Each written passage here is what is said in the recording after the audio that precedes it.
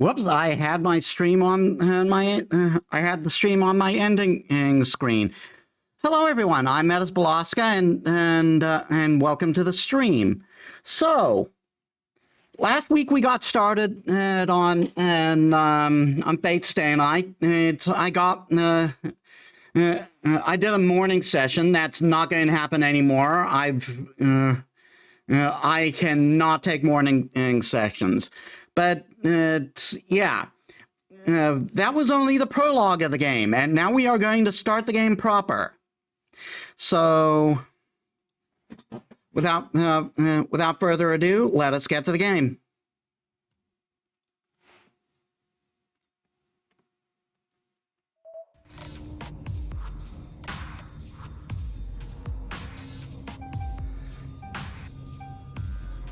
Hey, Nanalia, welcome to the stream. Thanks for the lurk. Okay, let's start a new game.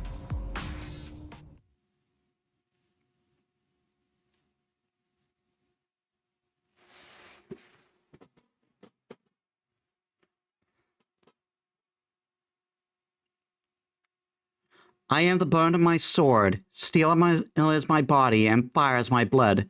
I have created over 1,000 blades, unknown to death nor known to life, have withstood pain to create many weapons, yet those hands will never hold anything. So, as I pray, unlimited blade works.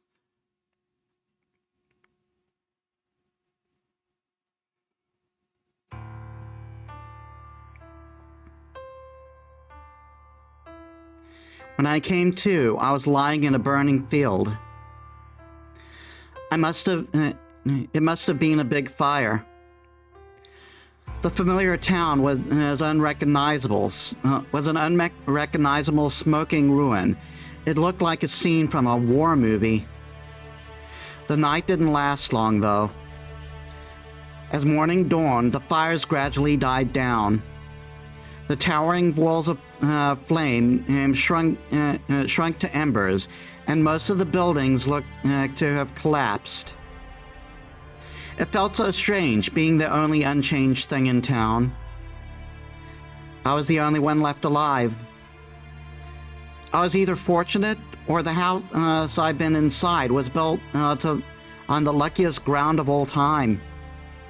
Either way, I was the only one alive. Since I'd survived, I felt I needed to keep on living. I walked aimlessly, thinking it would be dangerous to remain where I was. It wasn't that I wanted to avoid becoming what had happened to everyone around me, those scorched, blackened masses. It wasn't a feeling of disgust. Some other emotion was driving me on. At the same time, I had no hope. It was a miracle I was alive at all, and I didn't think I was going to last much longer. There was just no way in hell I was going to survive. There was simply no way I would ever escape from this crimson hellscape, no matter what I did. That was how desperate, how hellish this place was, even through the eyes of a young boy.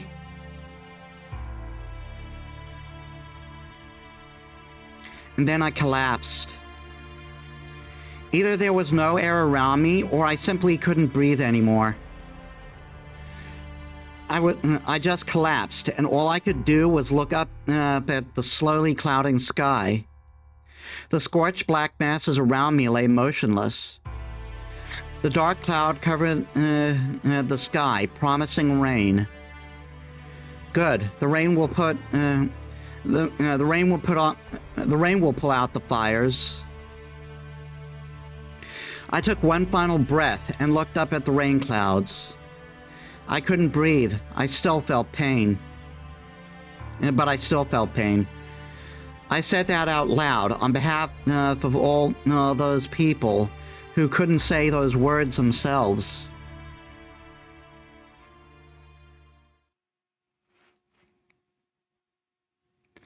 That was 10 years ago.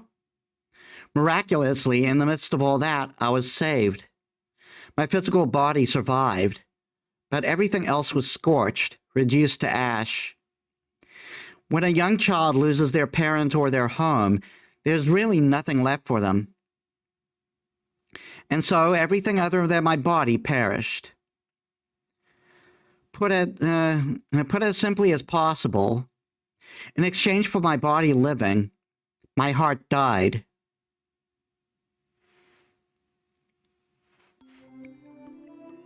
I'm dreaming.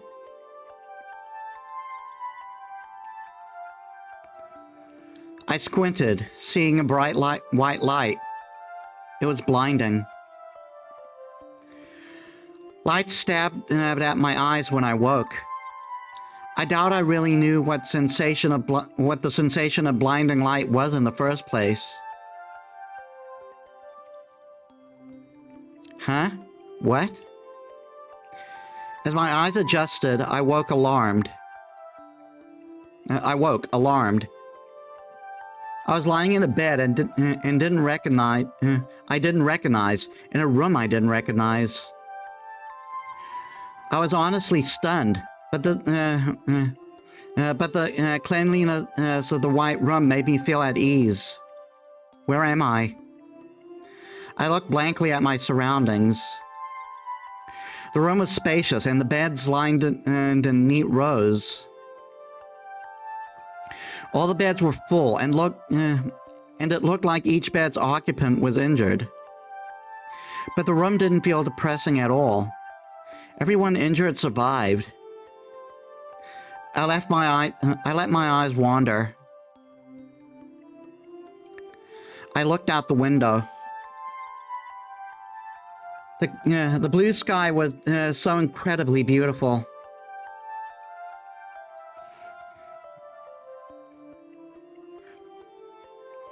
A few days passed, and I was finally able to take in the situation. I had no problem remembering what happened the day before. But I wasn't much different from a newborn during this time. Strange as it is, that was as close to the truth that might seem possible. The fire was just that bad. I was rescued from the fire. I awoke in a hospital. My parents were gone, and my entire body was wrapped in bandages. I didn't really understand what was going on, but I did know that I was alone. It didn't take long for me to accept my circumstances. Maybe I had no choice, really. All the other children were in the same boat. And then later, in the moment, and I, naive as I was, started to worry about what would become of me. He walked in.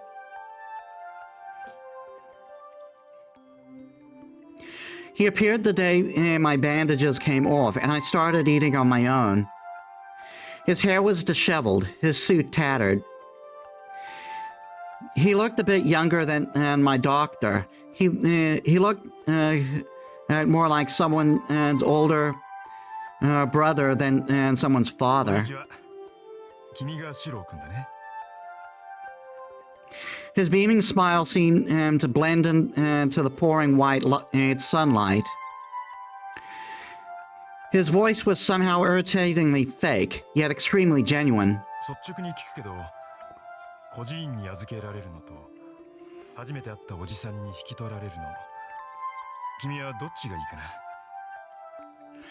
He was offering to take me in.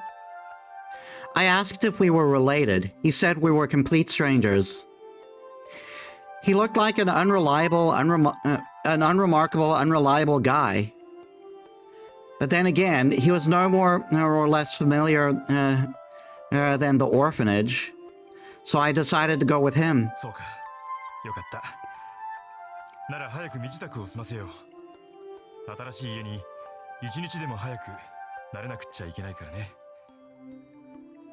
He started gathering my things hastily. Even as young as I was, I could see he wasn't any good at it. And after he made a mess packing,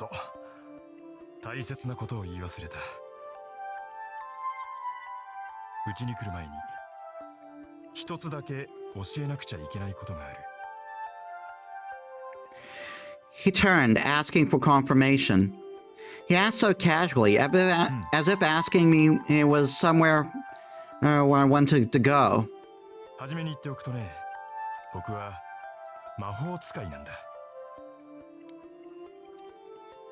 Do you know any party tricks? He said it in a serious, almost ceremonious manner. It happened so fast. Now that I think back, I was also immature. I just accepted his work as fact. I took it neither as a joke or a genuine statement. Really? That's so cool, Pops. I guess I said something like that, eyes wide with in astonishment.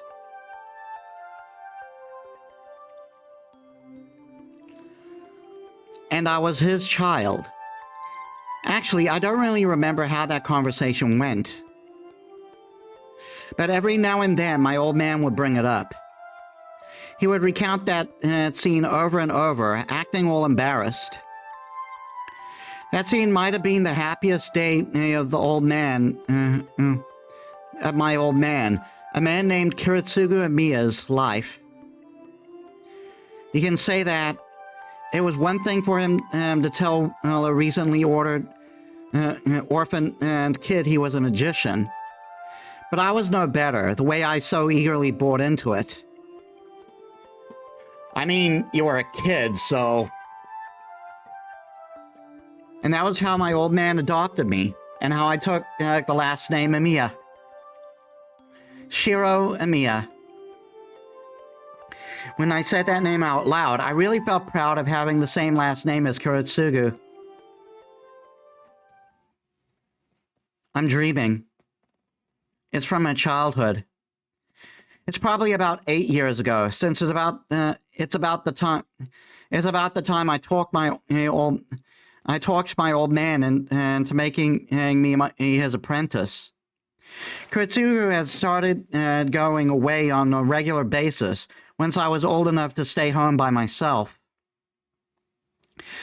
He'd always give some childish, unbelievable explanation like, I'm going to go on an adventure around the world. Then he'd actually do it.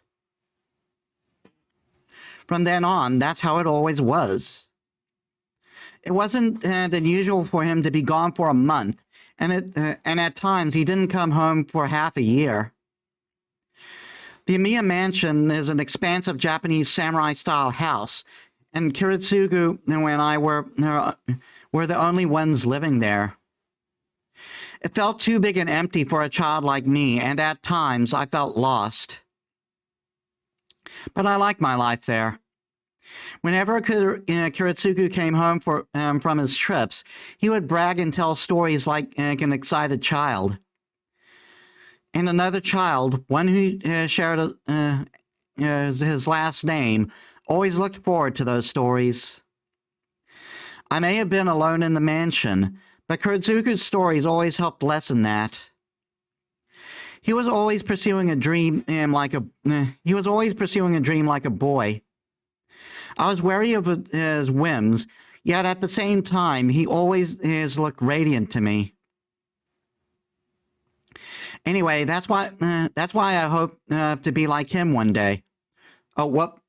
I actually forgot. Give me a sec.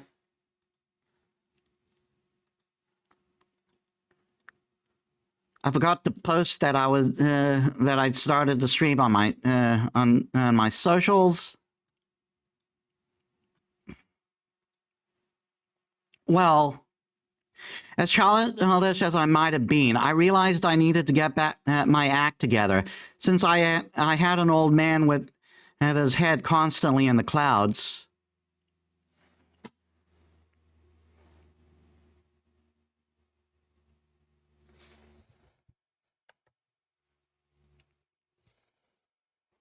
One day,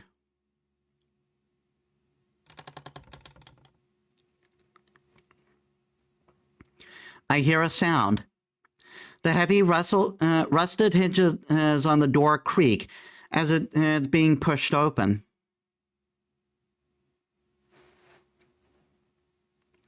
Light pours in through the crack in the door. My mind tries to shake off the slumber. 起きてますか？ I hear footsteps drawing near, and I feel the winter air flowing in.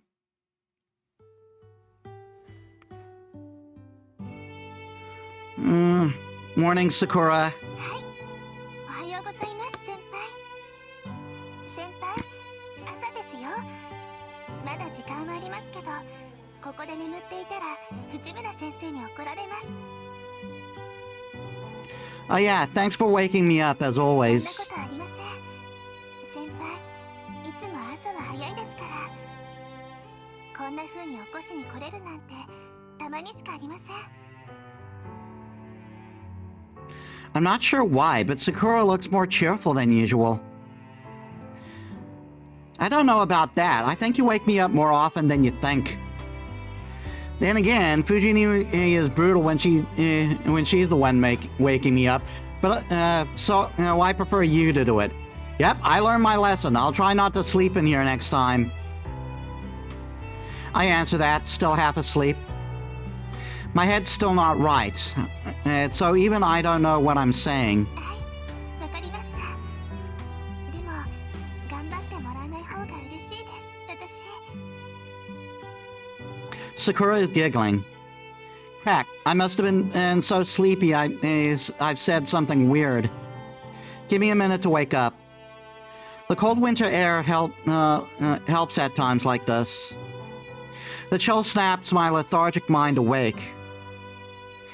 And in front of me stands my junior at school, Sakura Moto. I'm in my house's storeroom, and it's just about 6 o'clock in the morning. 先輩、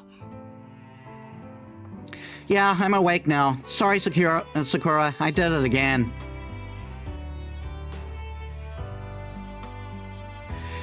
I need to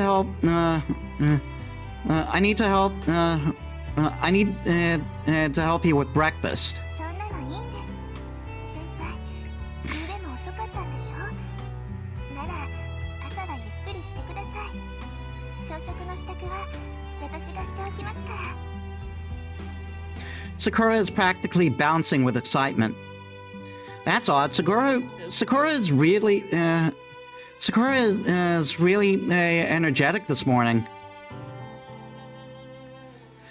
No, I'm getting up, honest. So let's head to the kitchen together. Okay, I'm ready. Let's go, Sakura. いえ、その、先輩、 Huh? Wait, what? Is something wrong? いえ、そういうことではないんですけど、その、先輩、家に戻る前に着替えた方がいいと思います。 I don't mind, but at least put on a shirt. Oh. I finally looked at myself. I fell asleep working last night, so I'm still wearing my overalls. The coveralls I wear while I'm working are usually dirty. Who knows what Fujini would... Who knows what Fujini would say or do if I went into the house as is. Okay. I guess I'm not quite awake yet. I must be more out of it than usual. そうかもしれませんね。ですから、朝食の支度は私に任せて、先輩はもう少しゆっくりしていてください。それにほら、ここを散らかしっぱなしにしていたら、藤村先生に怒られるでしょ？ Yeah, then I'll change. Then I'll get changed. So you go on ahead. はい、お待ちしてますね、先輩。 Sakura quickly walks out. Okay then. I'll change in my school uniform first. Then I need to collect all the parts I left scattered around. The storehouse is in the corner of the backyard, and all sorts of junk is crammed in there. Though I've always liked to tinker with gadgets, so the place is a treasure trove to me. The old man forbade me to go into the storehouse, but I ignored his warnings and snuck inside almost every day. Now it's sort of a base for me. I guess you can call this place my real room. The massive Amiya house never felt homey to me, but I've always felt at ease in there, surrounded by all this junk. Besides, it's wasteful. It may be junk, but a lot of it still works. I still gotta ask, what the hell is this thing? I have never figured out what this thing is.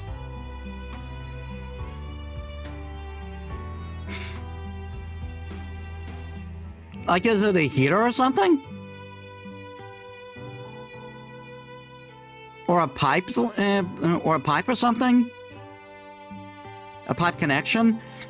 A majority of those things in the storehouse are everyday things, mostly unusable. I'm not sure whether I brought it in at all. I'm not sure whether I brought it at all in because I liked it in here, or whether I liked this place because it was full of junk. Either way, I snuck into the storehouse almost daily, and I made sort of a hobby of fixing broken things. I'm not the type to get I'm not the type who gets attached to these things. But it just didn't feel right to neglect things that are still usable. Or maybe it would be better to say the idea of doing that just bothered me. Which is why I stayed up all night trying to fix a broken stove. Oh, this must be a stove.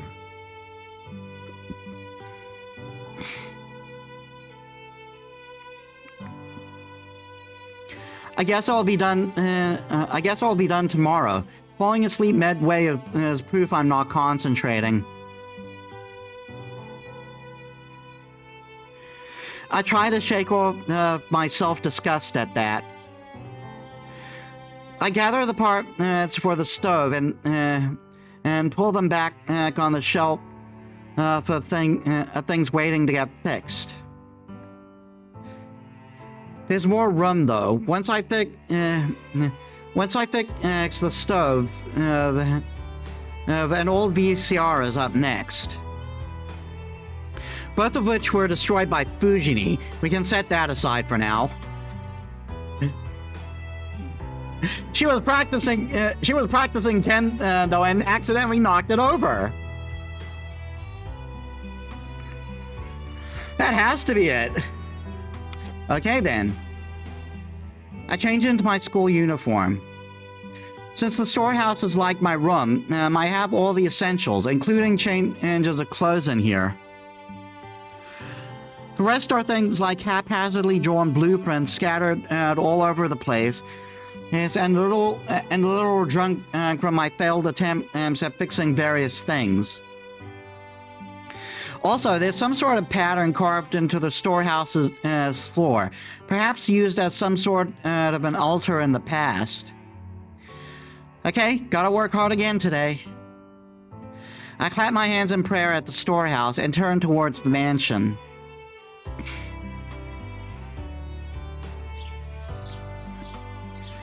I walk from the storehouse to the mansion.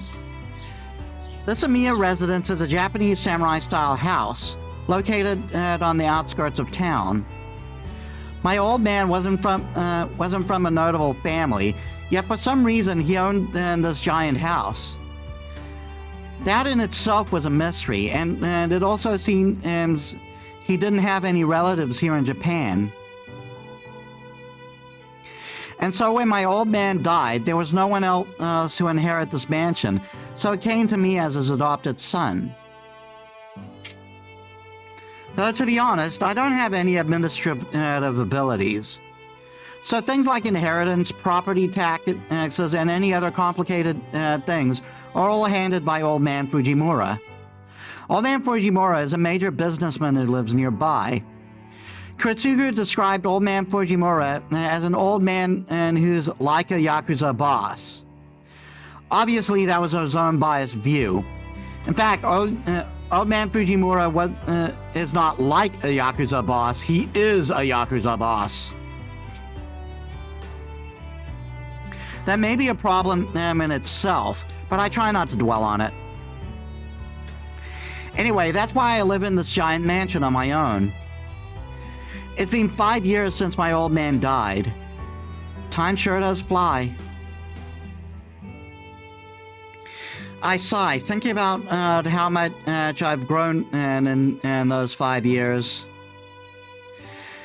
I trained every day to become like Kuretsugu, but it's much easier said than done. It's not surprising, since I didn't have what it takes from the start, but the fact that I haven't improved at all these past 5 years forces me to reassess things. If I had to sum up my current situation, I'd say I set the bar too high. I haven't even reached the starting line. No, rushing won't do me any good. For now, I just have to do what I can. Okay then. What I need to do now is...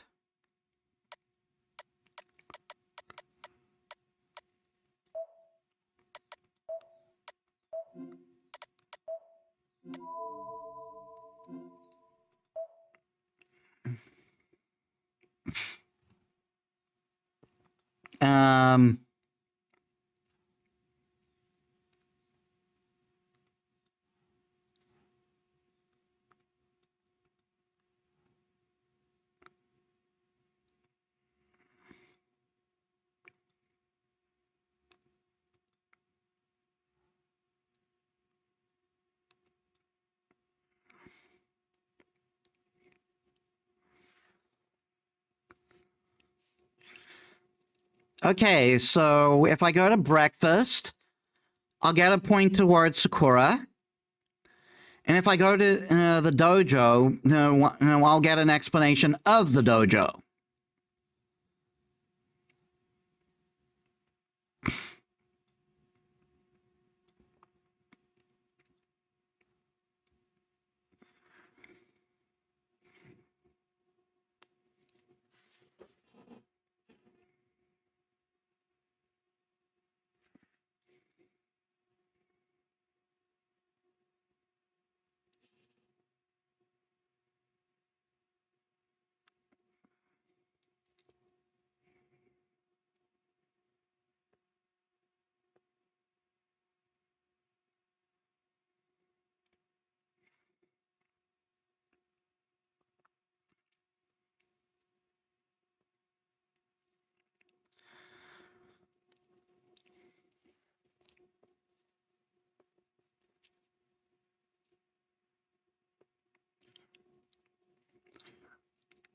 I will get it looks like I will get an explanation of the dojo later anyway.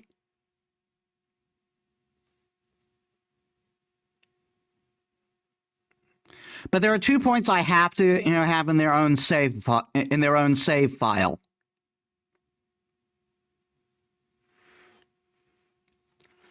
Just for expediency. So we are going to help Sakura. Right, I need to help Sakura. Making someone younger than me do all the work would be embarrassing. And I feel bad for Sakura coming here so early in the morning.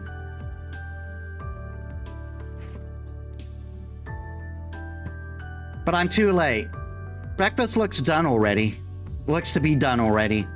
The appetizing scent of the breakfast Sakura cooked swapped towards me from the kitchen. Sakura finished cooking, and she searched the cupboard for dishes. Sorry, I can't at least serve everything, so go and sit down.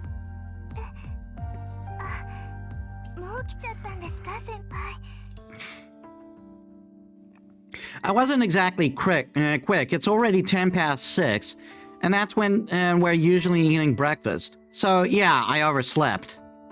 そんなことはないと思いますよ。先輩は部活をしていないんですから、この時間は十分に早起きです。Clubs have nothing to do with it, and if they do, you coming by in the mornings must be a lot of trouble since you do have morning practice. いえ、私は好きでしていることですから、部活のことは気にしないでください。Yeah, you keep saying that, which is why I wake up early, club or no. If you're coming by, it'd be rude to still be asleep. To me, waking up early is waking up before Sakura gets here, and oversleeping means I make Sakura prepare breakfast on her own, like today. Though this arrangement started only about a year and a half ago. You said, Sakura, the food just needs to be plated and set on the table. So, at least let me do that. I stand next to Sakura and pull out the dishes. Sakura has a surprisingly stubborn side, so she won't rest unless I really push. なら、私もお手伝いします。お皿には私が盛りますから、先輩はお茶碗を出してください。No, I'm saying I'll do it all myself. いけません。先輩はお家の主人なんですから、朝くらいはドーンと構えていてください。Act all important? I wouldn't be much of a head of the house if I made you do all the work while I sat back, now would I? Come on, go and sit in the sitting room, Sakura, as opposed to the standing in the standing room. Yes, I know there's a place. I know there is an actual room called the sitting room. I'm just being a funny. はい、ぜひ失格してください。これ、いつも美味しいご飯を食べさせてもらっているお返しなんです。だからできれば、先輩にはゆっくりしていてほしいです。Real talk? This is just like between my mom and my sister.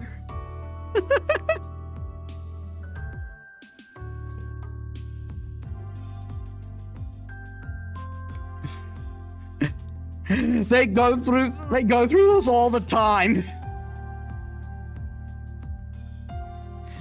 Hey, we split the cost of groceries, so you shouldn't worry about that. In fact, I'm the one who should be thanking you. Ever since you started coming by, I've been eating a lot better. やっぱり、先輩、分かってなかったんですね。先輩のお家のご飯が美味しいのは、そういうことじゃないんです。Baka senpai. Yeah, Shiro is kind of one of those protagonists. There are memes about it. Huh? What do you mean? いえ、なんでもありません。けど、責任取ってくださいね。私、先輩の家じゃないと、ご飯を美味しくいただけなくなっちゃったんですから。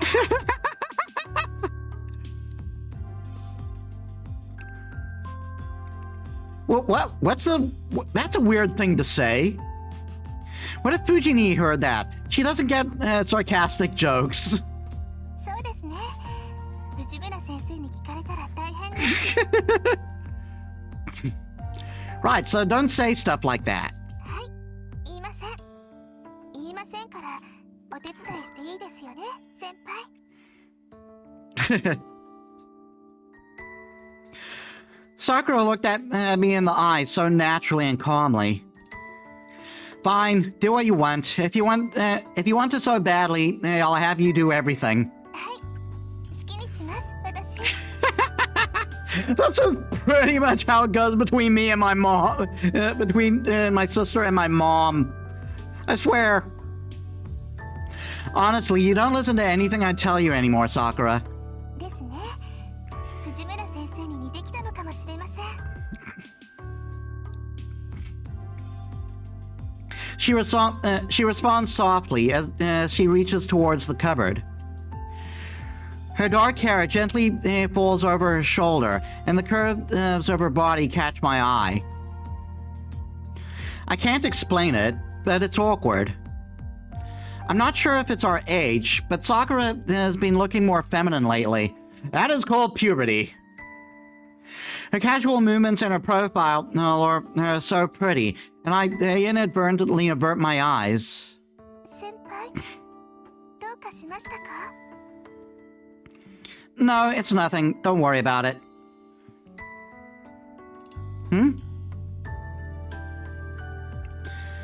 Honestly, it's baffling. Wait, was that supposed to be voiced? I think they possibly made a mistake because I think it's Sakura who did that.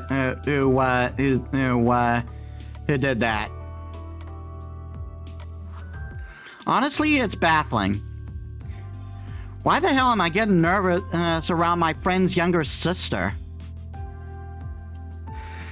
Sakura is just a really good and considerate younger friend of mine, and she is someone and I really look after. I need to look after. She's the younger sister of a friend of mine. We used to be friendly, though initially we weren't very close, and she's a grade below me. It was only a year and a half ago that our relationship became more what it is now.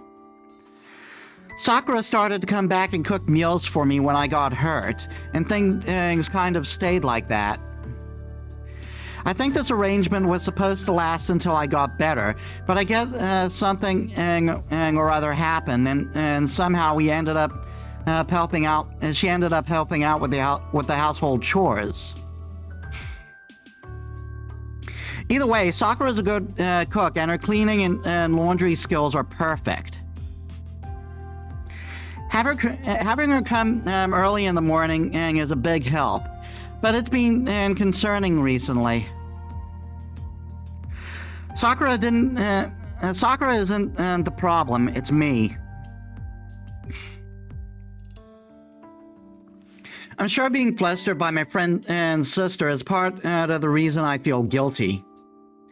Usually I'm unfazed, but when I blush because I get caught off guard like now, I wonder whether I wonder whether that's problematic as her senpai.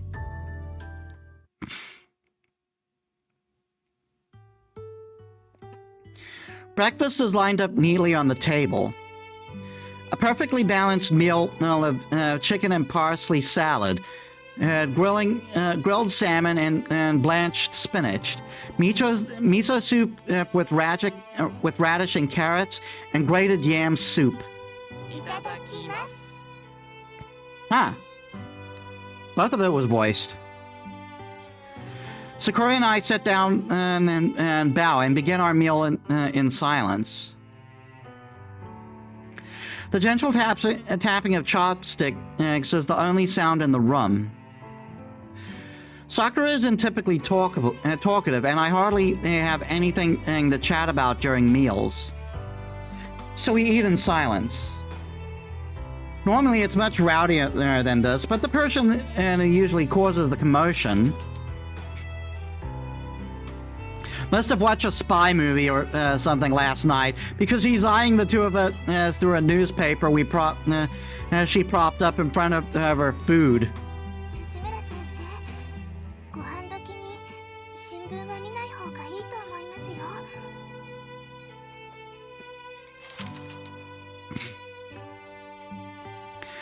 Sakura remarks diffidently, but Fujini ignores her. Fujini's acting weird, but her being weird wasn't.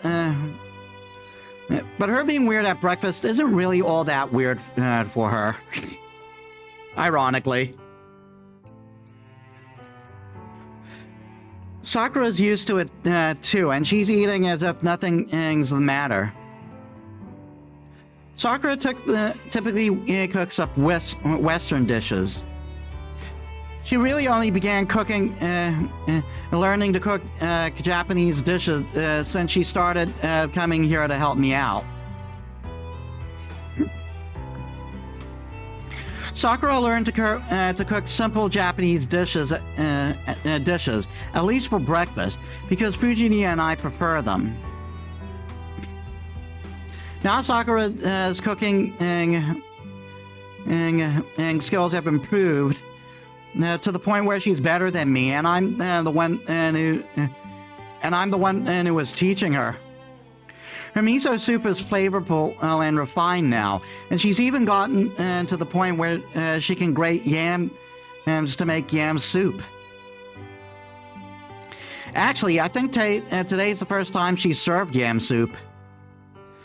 Sorry, Sakura, could you pass the soy sauce? はい。大変です、先輩。先輩のお醤油は昨日で切れてます。 Then I can use Fujini's. Pass it over. 藤村先生、いいですか? Fujini nods. The newspaper shuffles. はい、どうぞ。とろろ汁に使うんですか? Yeah, everyone puts soy sauce on grated yams. A line of soy sauce streams from the bottle down to the grated white mound. I stir the mixture up, pour it over my rice, and take a bite. The thickness of the grated yam combined with the intense flavor of the soy sauce.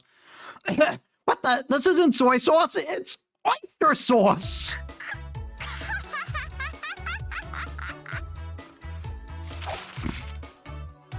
Fujini tosses her newspaper onto the table with an enthusiastic flip of her wrists. そうだ。朝のうちにソースとお醤油のラベルを取り替えておく作戦なのだ。 Let's remember, this woman's a teacher. The not so mysterious spy punches the air in victory. That face. Who pulls a stunt like that first thing in the morning? You're going to turn 25 this year, but you're still the same child as Fujini I have always known. ふふんだ。昨日の恨み思い知ったか。みんなと一緒になってお姉ちゃんをいじめるやつには当然の天罰ってところかしら。 People can't enact divine injustice. I knew you were weirdly quiet. I can't believe you've been plotting this since yesterday. You have entirely too much free time on your hands.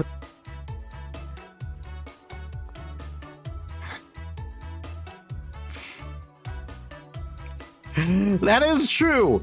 It's called divine justice because it's supposed to come from supernatural entities. そうだよ。おかげでこれから急いでテストの採点しなくちゃいけないんだから。そういうわけで急がないとやばいのだ。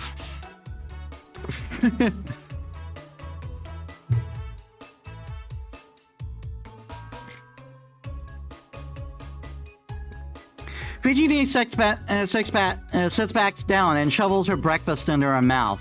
はい、ごちそうさま。朝ごはん、今日も美味しかったよ、さくらちゃん。はい、お粗末様でした、先生。それじゃあ先に行くわね。二人とも遅刻したら怒るわよ。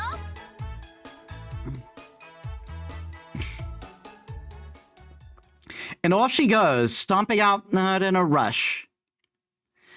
There's something terribly wrong with the world that allows someone like her to be a teacher. 先輩。 Sorry that Fujini hardly savored the breakfast. You took so much time to work, so much work in the making. いえ、そういうのではなくて、昨日藤村先生に何かしたんですか？食べ物に細工するなんて、藤村先生にしてはやりすぎですから。 Well, I accidentally called her by her nickname. 仕方ありませんね。先輩、藤村先生に謝らなかったんでしょう。 Sorry, I forgot, but only because that kind of stuff happens all the time. ダメですよ。藤村先生、先輩にあだ名を言われるのだけは嫌がるんですから。また泣かせちゃったんでしょう。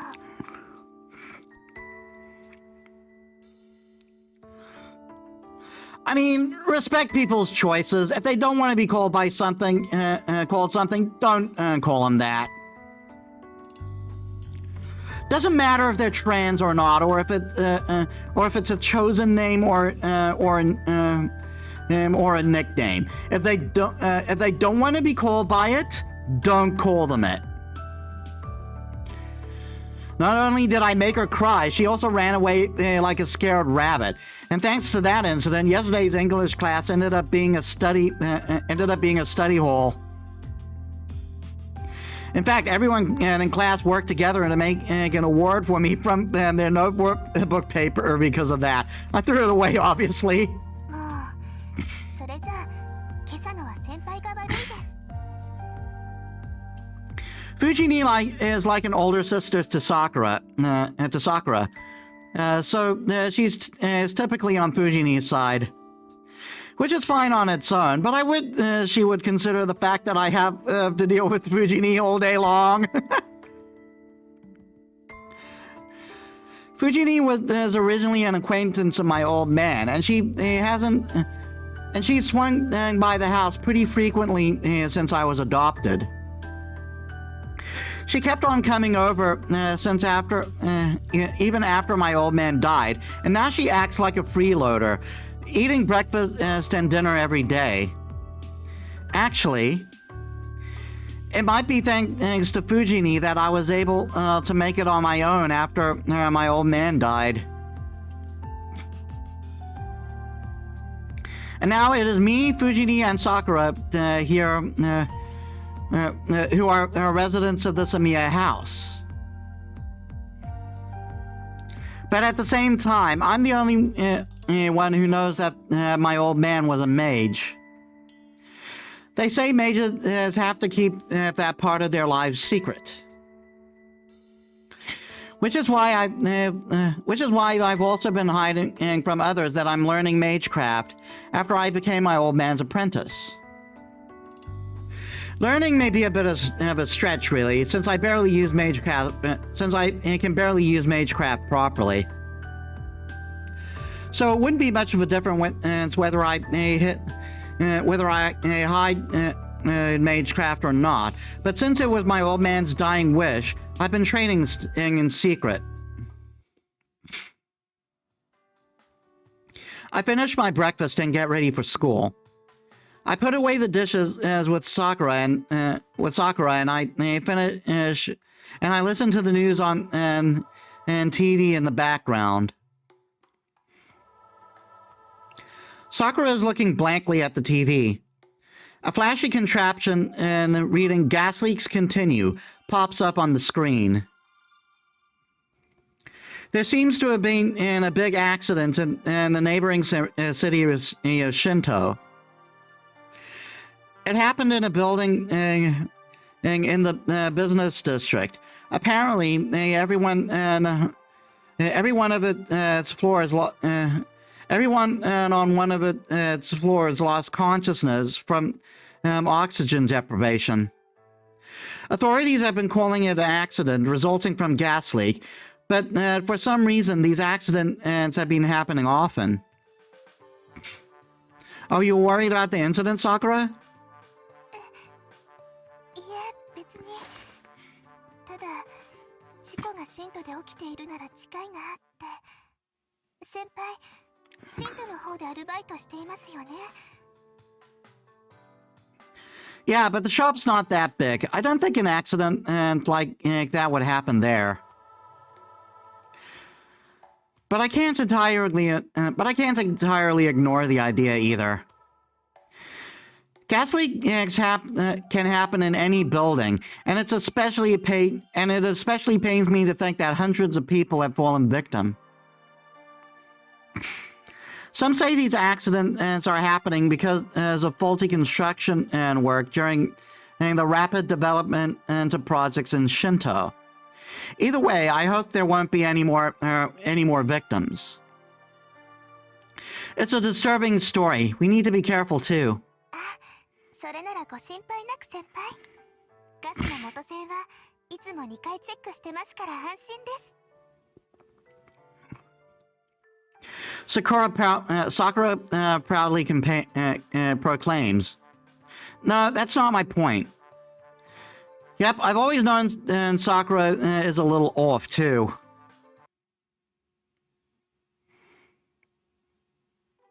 Senpai, 裏手の戸締まりはしました？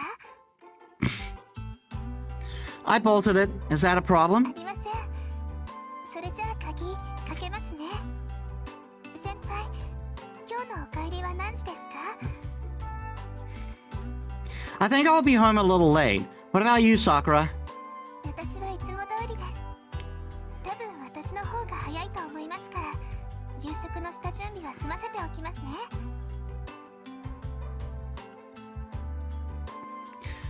Yeah, that'll be great. I'll try come home as soon as possible too.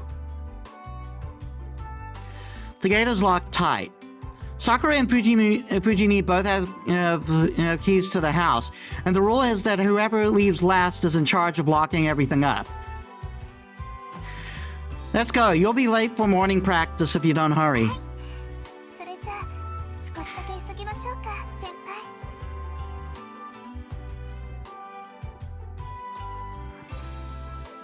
Sakura and I walk into town. We walk downhill along a long road to reach a more populated residential area. The Amiya house is located at the top of a hill, away from the center of town. Heading down the hills leads to the residential area. Going further down, we reach the intersection and at the center of town. Several roads lead out to the center of town. There's a large bridge that connects to the neighboring town. A hill that leads to Ryudo Temple. A residential area located opposite my house. A shopping district that both Sakura and I often go to. And finally, there's the path that leads to our school.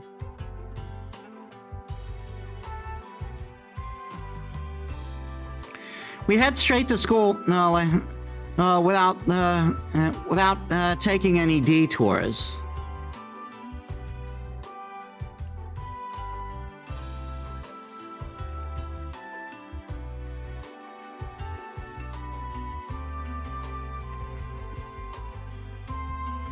I'm just setting up my phone so I can see it.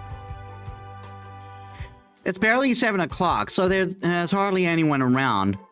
Students making their way to their morning club activities are the only ones to be found along our route.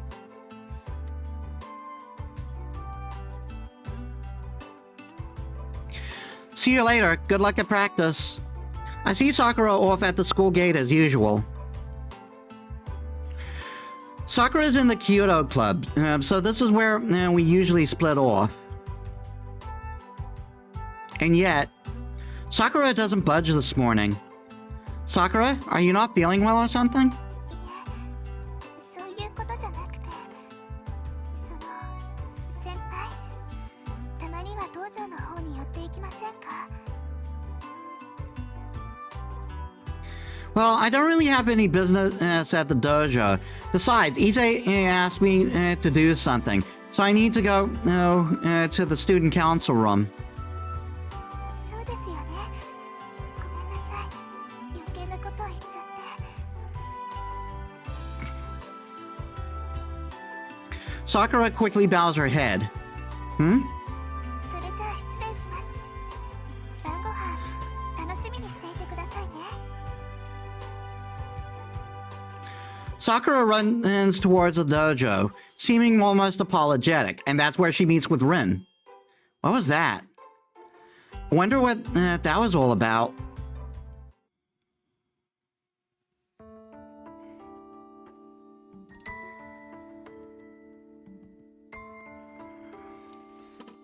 Issei, are you in? いるぞ。今朝は少し遅かったな、エミヤ。Issei glances up from his desk, looking like he's been studying some papers. Is it just you, Issei? Where's the rest? They should all be at school by now. いや、あいにくとうちのメンバーはビジネスライクでね。働く時間帯はきっかり決まっていて、早出と残業はしたくないのだそうだ。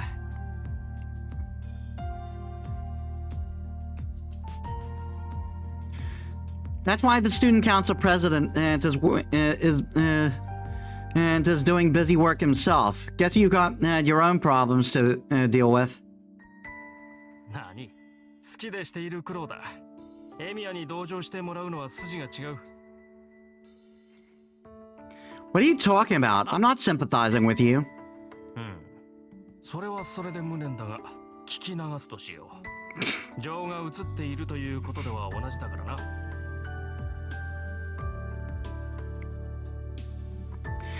Issei, who is gathering his paper into a single sheaf and tapping the edge against the table to square them out, to square them neatly, is the big boss of the student council. He's been working to reform the student council, which has grown quite lax, and he's been he's been a friend of mine since our first year in school. His name is Issei Ryudo. Despite his old-fashioned and sounding name, he has his elegant features, and he's popular with the girls. He's also the student council president, so you think he would have a leg up over everyone else, but that's not exactly the case. やはり朝は舌がしびれるほどの熱湯が良い。It's saying stuff like that that he sips tea that prevents him from quite sticking the landing.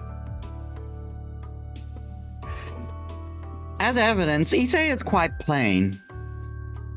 He's prone to be misunderstood, yet he neither dabbles in relationships nor he does what typical students do for fun.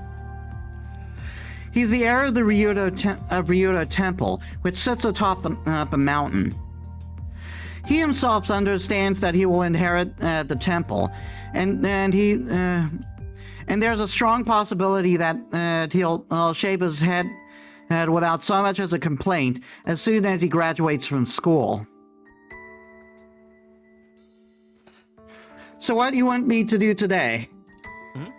ああ、まあともかく座って一服と言いたいのだが、時間がないな。移動がてら説明をするゆえ、いつもの道具を持ってついてきてくれ。No time to explain, just follow me.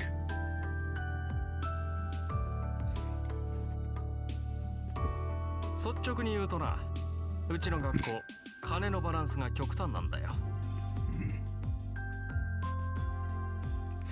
I know the athletics club are favored, and there's not much money to go around and in other places.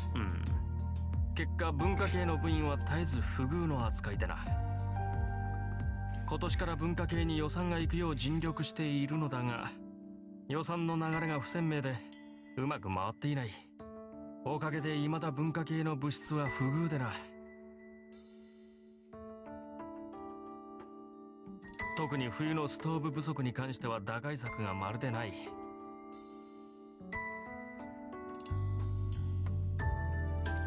I see. Hey, hand me the flathead screwdriver, the biggest one. Oh, and give me some conductors too.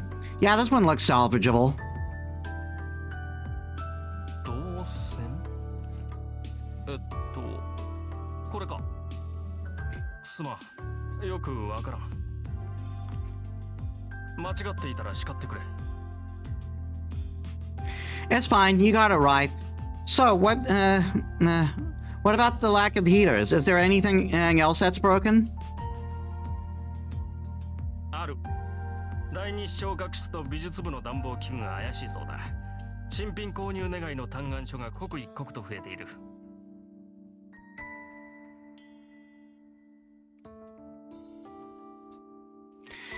And you're saying that there's no room in the budget.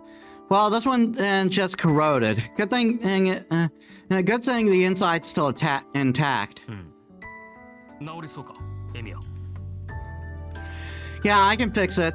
It's a good thing old machines are easy to figure out. The wires just burnt out, so as long as those get replaced, this should be the last until the end of the year. そうか。やるな、エミヤ。お前が頼りになると極めて嬉しいぞ。 Ha ha ha ha ha. You say some weird stuff, Issei. Hey, I'm almost done, so go ahead and step out. エミヤの邪魔はせん。 Issei quietly steps out of the classroom. He might be thinking I'm going to start some sensitive work. Well, I guess you can call it sensitive work. I put my hand on the old to the old electric stove. No matter how long someone's been fixing things, they can't usually figure out what's wrong by sight. So the fact that I can means I'm doing means what I'm doing is not ordinary. I close my eyes and look inside the stove by touch. And then suddenly, a single image pops into my head. There are two places where the wire is about to break. The electrical pipe should last a bit longer. The power cord should be fine with just insulation tape. Good. I should be able to fix it with the tools I brought along. If the electrical pipes were broken, it wouldn't be fixable by an amateur. Had that been the case, a certain strengthening would have to be done, which no amateur could manage. But I should be able to fix this one by sight. This is the magecraft Kiritsugu taught me. Okay, let's begin. I take off the cover and begin my repairs. I already know where it's broken, so the rest of the work is easy. This is the one thing that I'm good at. That's right. Shiro and Mia have absolutely no talent in magecraft. But for some reason, I have a knack for visualizing the structure of things or blueprints like I did just now. My old man once saw me imagine and recreate a blueprint. He looked at me in surprise, then muttered, "What a useless talent." My special talent appears to be pointless. According to my old man, the fact that I can visualize object structures isn't really helpful. A mage normally wouldn't need to survey an object's entire structure like I do. He claimed the mage's struggle is to instantly seek out an object's center, or its core, and transform it as quickly as possible. That's why reading blueprints is a waste of time, and even that only help seek out areas for magical energy to pass through. So fixing broken stuff is one of the only things I'm good at. After all, I don't have to open an entire thing up to find the problem. If I can't find the problem quickly, I can I can fix most things as long as I have the know-how to repair it. Though I only do that with things an amateur could reasonably be expected to fix. Okay, done. What's next? I put away the conductors, pick up the screwdriver and wrench, and head out to the hallway.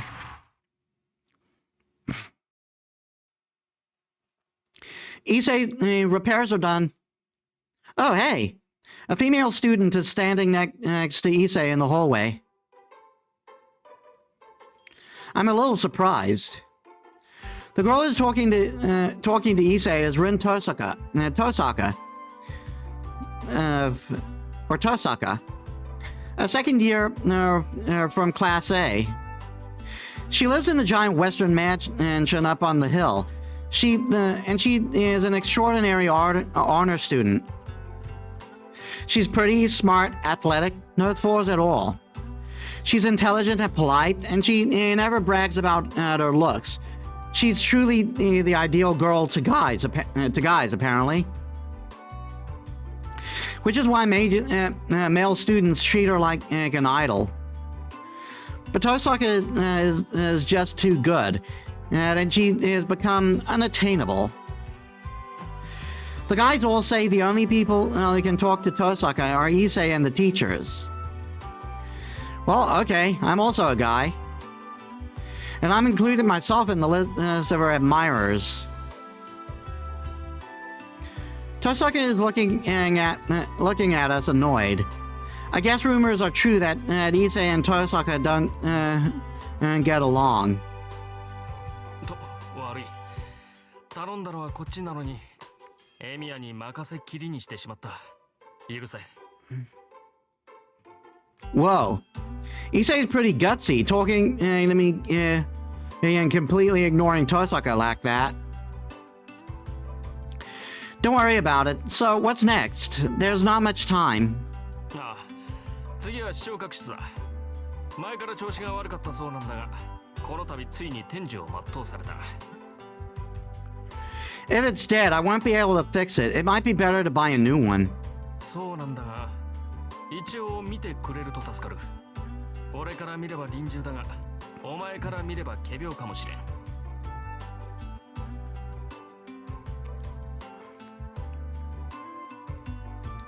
You think so? Then let me have a look.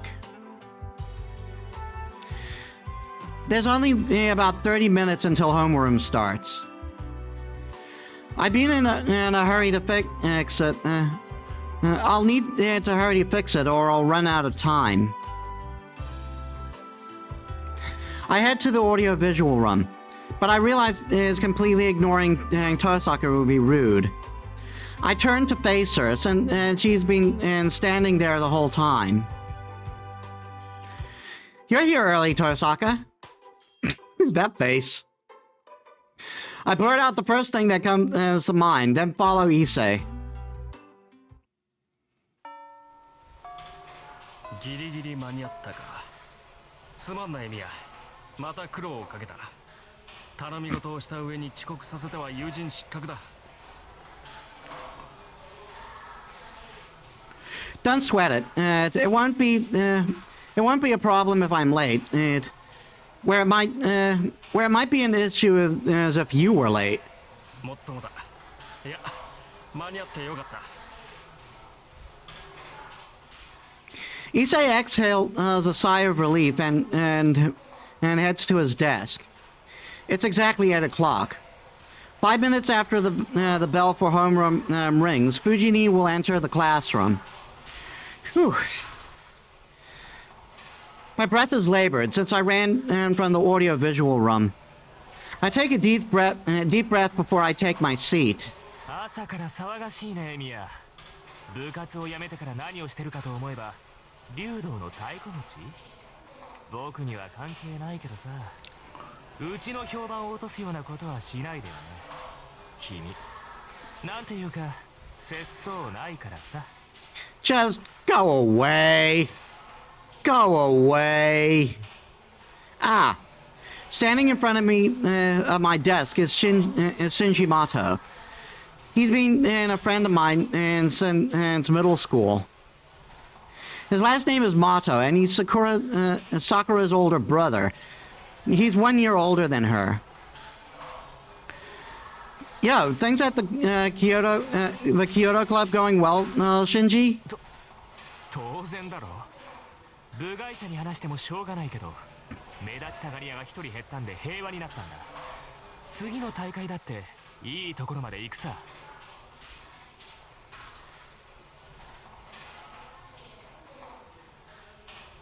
Is that so? I get Mitsuzuri is working real hard. はあ、何見当違いなこと言ってんの？弓道部が記録を伸ばしてるのは僕がいるからに決まってるじゃんか。エミはさ、とっくに部外者なんだから知ったような口を叩くと恥をかくよ。Okay, I'll keep that in mind. Besides, I'm not involved with the club, so I won't really concern myself of much. I put my bag on my desk and pull the chair back. 何それ？僕の弓道部には興味がないってこと？ I'm not saying that.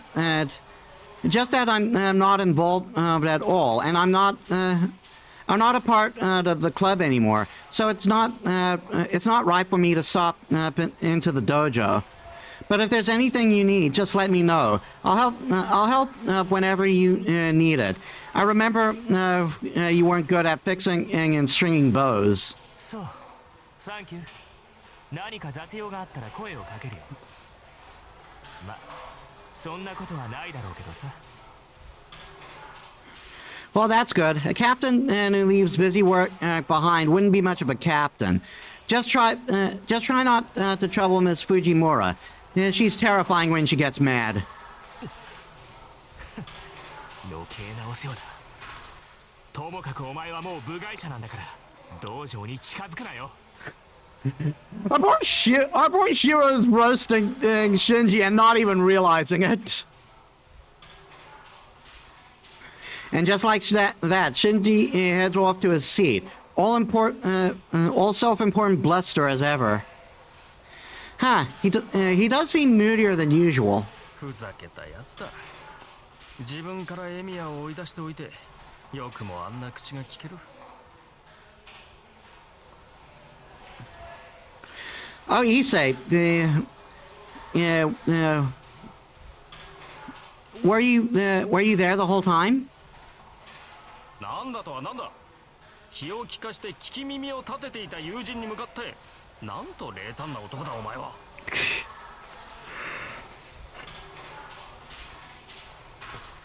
Huh? What does concern have to do with it? I haven't done anything worth worrying about. たわけ、心配もするわ。エミヤはカッとなりやすいからな。真珠に殴りかかれば皆は喝采を送るが、女どもからは非難の嵐だ。友人をそんな微妙な立場に置くのはよろしくない。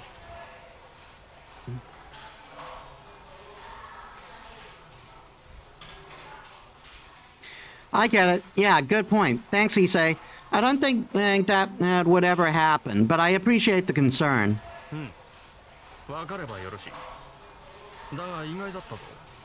エミヤは怒りやすいくせにマトウには寛大なんだな。Yeah, but Shinji has been like that for as long as I've known him. You get used to it. そんなものか。It is. Now come on and go back to your desk if you're satisfied. It's almost time for Miss Fujimura to dash in. あの方は飛んでくるというより浮いてくるという感じだかな。The bell to start homeroom rings. Normally, the homeroom teacher comes into the classroom 5 minutes before homeroom starts, but our teacher isn't what you call typical. Homeroom for class 2C starts 1 minute after the starting bell. In other words,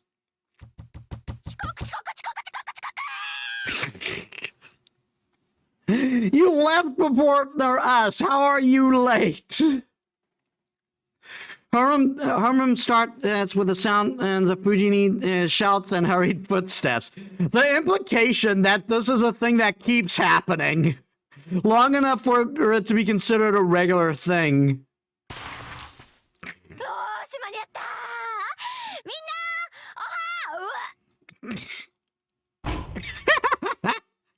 Gonk. Fujini tumbled, and I hear some kind of a natural sound. Contrary to the hectic sounds of seconds earlier, the classroom is now dead silent. The mood shifts sharply. It's no wonder Fujini is called a human roller coaster. But honestly, the way she fell didn't seem like a laughing matter. Fujini hit her head against the podium. Ouch! And she's lying still on the floor.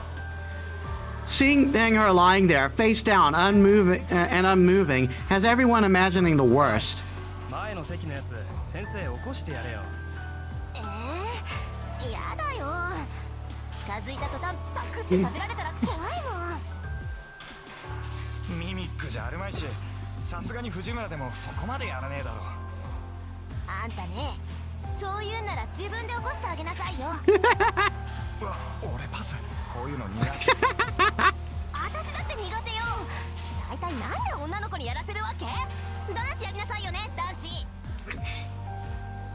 The students in the front row start to get rowdy.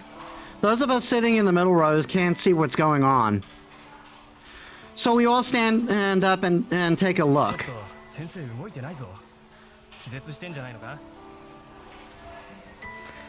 Someone brings up the obvious, but the problem is how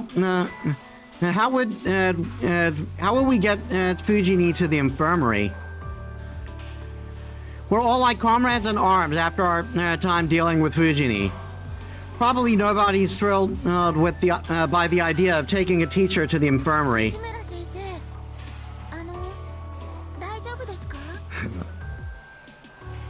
A brave girl approaches. Fujini isn't moving. The class grows more concerned.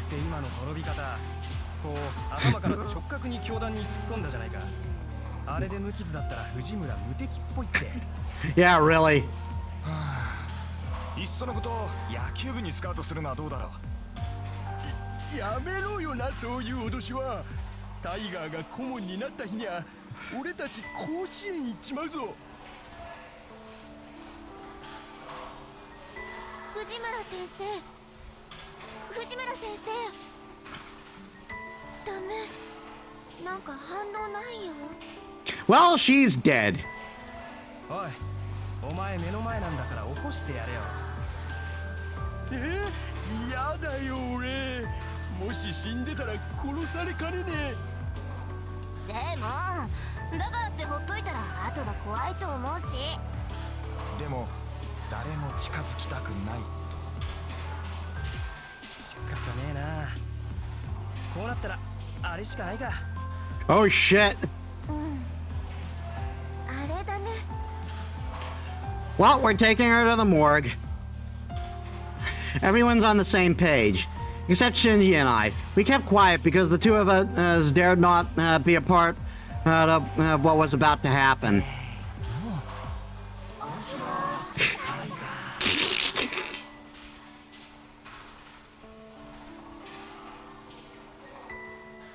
That was the game. I thought it was my phone for a second. It comes out a whisper, even with so many students speaking in unison. The word tiger is especially inaudible. And yet... Twitch, Fujini's previous motionless body reacts. 効き目ありだぞみんな。よし続けろ。学校ロートンの刑じゃ。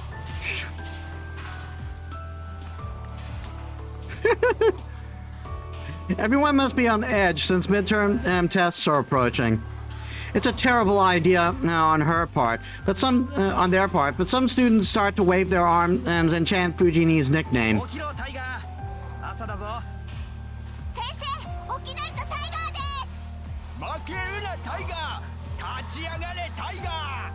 よし、沖野先生、それでこそタイガーだぜ。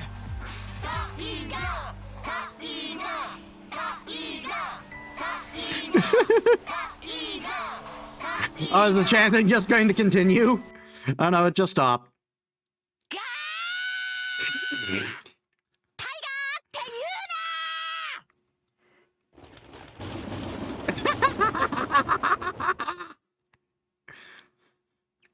Like a sudden bolt of lightning striking, Fujini stands valiantly as if the fall hardly scratched her. あれみんな何してるの？ダメよ、ホームルーム中に席を立っちゃ。ほらほら、始めるから座りなさい。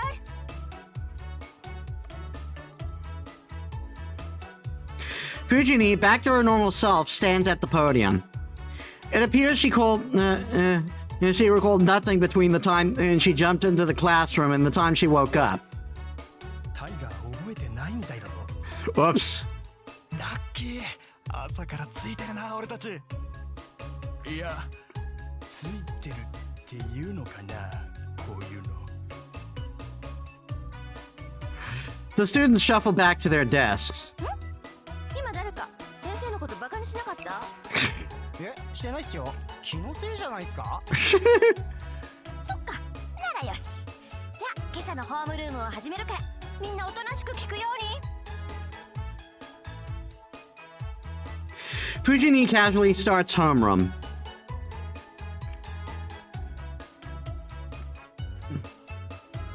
She always goes on digressions between announcements, so it goes slowly. そういうわけだから、みんなも下校時刻を守るように。門限は6時だから、部活の子たちも長居しちゃダメよ。6時って言ったらすぐじゃんか。タイガ先生、それって運動系は免除されないの？されません。それと後藤くん、先生のことは藤村先生って言わなくちゃダメなんだから、次に名前で呼んだら怒るからね。はーい、以後注意します。 Goto's six pat down. He doesn't seem particularly remorseful. Too easy. When Fujini said she gets mad, she gets mad. Doesn't matter if it's with the teacher or a student. And that is as close to a serious warning as she is ever going to give. But Goto doesn't realize it. それじゃあ今日のホームルームはここまで。みんな3次元目の英語で会おうね。 Fujini waves and leaves. So that was Taiga Fujimura, teacher of Room 2C. Her nickname, Tiger. They might seem like a joke, but it isn't. She got the nickname because it sounds like her name, Taiga. But Fujini hates it. According to her, it doesn't sound feminine. But she got the nickname because of how she acts, so she kind of had it coming. 授業を始める。日直礼を。 As Fujini exits the homeroom, the first period teacher enters. Because Fujini takes up almost all the homeroom time, mornings are always like this for our class.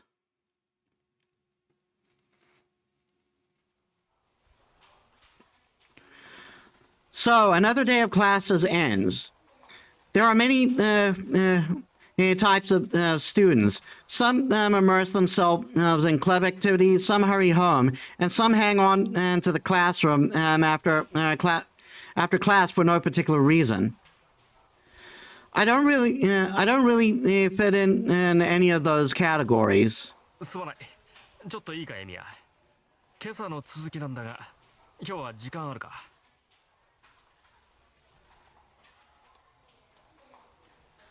Well, it's not like I don't have any plans. It's not as if I don't do anything at all. The biggest reason I quit Kyoto Club in the first place is that I wanted to prioritize my part-time job. It's been 5 years since I started since I started part-time jobs to earn money for living expenses on my own after my old man died. And when you do so many different jobs, there are some requests you just can't say no to. Today is one of them. I was asked to help restock some product for a bar, since they wanted many strong helping hands as they could get. Though I'm sure I don't have to go. I don't have to go help. The bar is likely asking as an excuse to gather some folks to hang out afterwards. There are two options. I should.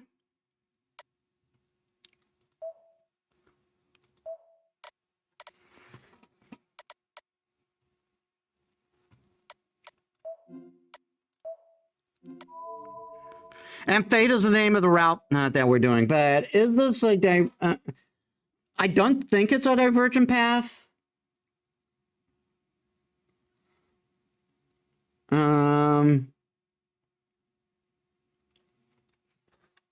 But I will check.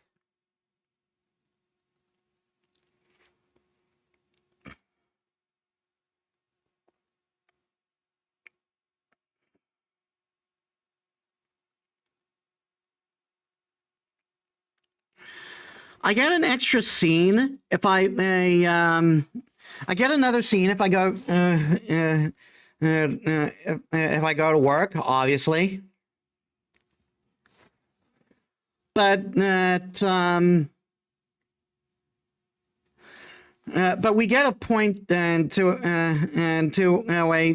another character if I stay after school.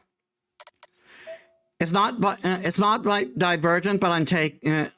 I'll help the school. I'll help the student council.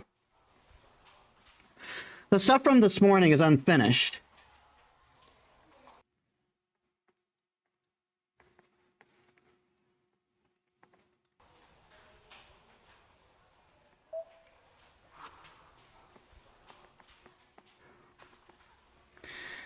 So I should at least finish what I started. Change of plans. You want me to finish what we started this morning, right? Leave it to me. I'll finish all repairs before our exams start. 助かる。それでは美術部の患者を見に行くとするか。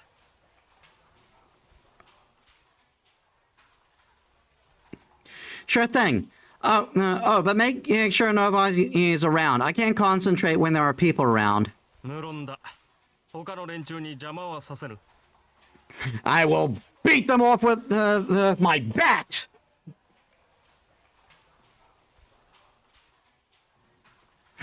Keeping up with Issei's brisk pace, I follow him out of the classroom.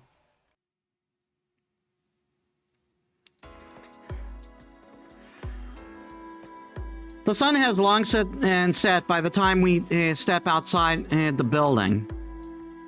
The school gate is already closed. It's 7 o'clock, way past the time they closed the gates. But thanks to Issei's help, the two of us avoid trouble. いや、今日は助かった。必ずこの礼はするから。何かあったら遠慮なく言ってくれ。Sure, I don't think anything will come up though. I didn't help him because I wanted something in return, and I don't think I would ask Issei for anything impossible. まったく、人が良いのも考えものだな。エミヤがいてくれると助かるが、他の連中にいいように使われるのは我慢ならん。人助けはいいことだが、もう少し相手を選ぶべきではないか。エミヤの場合、来る人拒まずすぎる。You think so? Am I really that much of a pushover? これでは心ないバカどもがいいように利用しようというものだ。エミヤも忙しい身なのだから、たまには他人の頼みなど断ってもよかろう。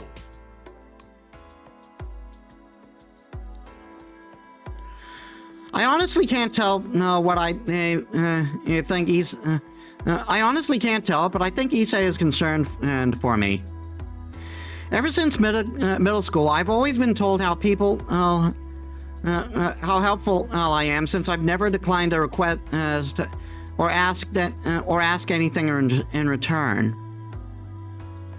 I guess Issei thinks that's unhealthy, but I'm only doing this because I want to, and I decline any requests as I feel are impossible, so there's no issue. You really don't need to worry about this. I know myself and my limit. Besides, helping people is a good thing, and not the sort of thing the son of a temple should be telling anyone not to do. しかしな、エミヤのは度が過ぎるというか、このまま行くと潰れるというか。I'll keep your warning in mind, and see you tomorrow at school.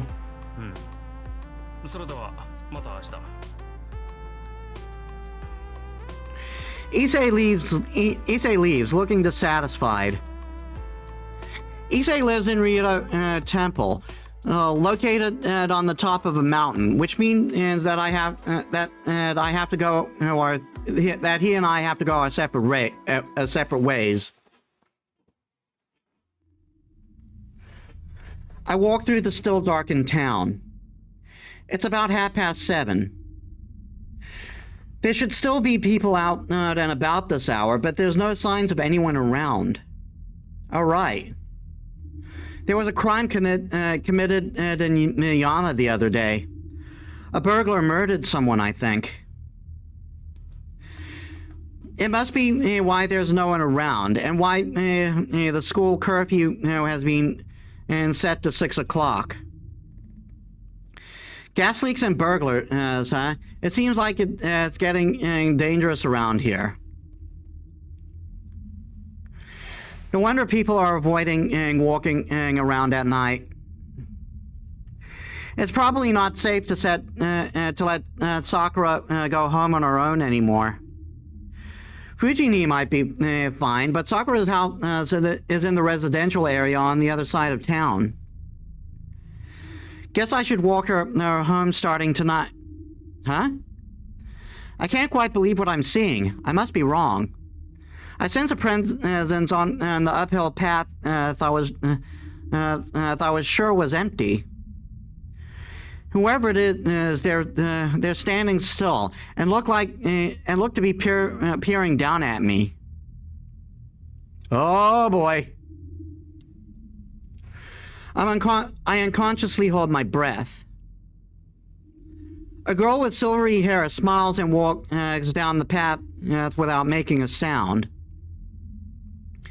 As she passes by, 早く呼び出さないと死んじゃうよ、お兄ちゃん。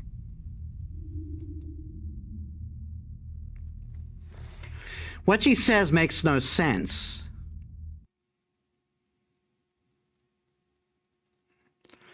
I'm climbing up the hill I climb up the hill and reach my house. The lights are already on, which means Sakura and Fujini are home.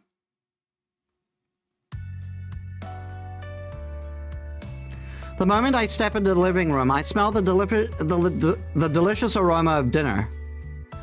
Sakura and Fujini are both eating at the table. Tonight's meal is chicken stewed in cream sauce, and it's put Fujini in an especially good mood. おかえりなさい、先輩。お先に失礼していますね。 Thanks, and sorry for being late. I should have come home earlier. いいです。ちゃんと間に合いましたから。ちょっと待っててくださいね。すぐ用意しますから。 Okay, thanks. I'll go wash up. So keep an eye on Fujini to make sure she doesn't eat my portion. はい、きちんと見張っています。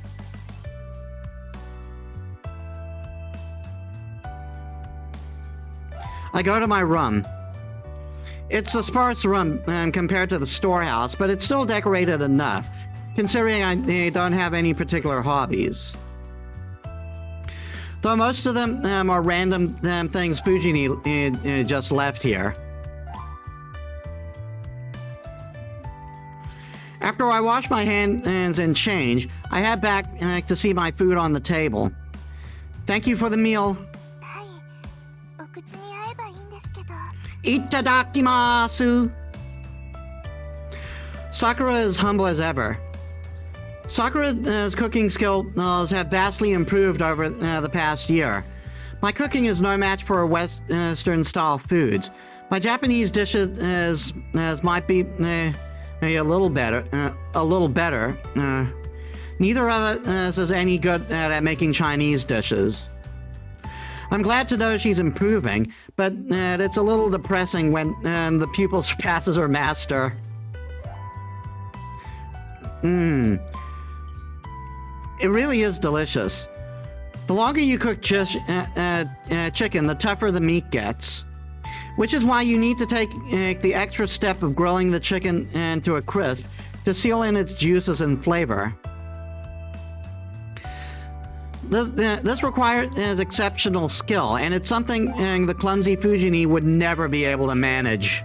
どうでしょうか先輩。今日のはうまくいったと思うんですけど。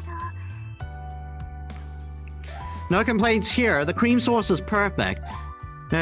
My cooking can't hold a candle to your Western dishes. さくらちゃんがご飯作ってくれるようになってからお肉関係が美味しくなった。 Fujini, who's been concentrating on her meal until now, pipes up. あ、ダメよシロ。学生がこんな夜更けに帰ってきちゃいけないんだから。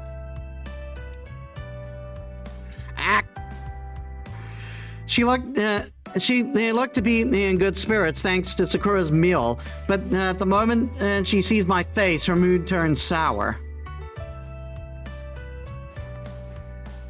もうまた誰かの手伝いをしてたんでしょう。それはそれでいいことだけど、こんな時ぐらいは早く帰ってきなさい。最近物騒だぞってホームルームで言ったじゃない。あれ、シロに倒して言ったんだからね。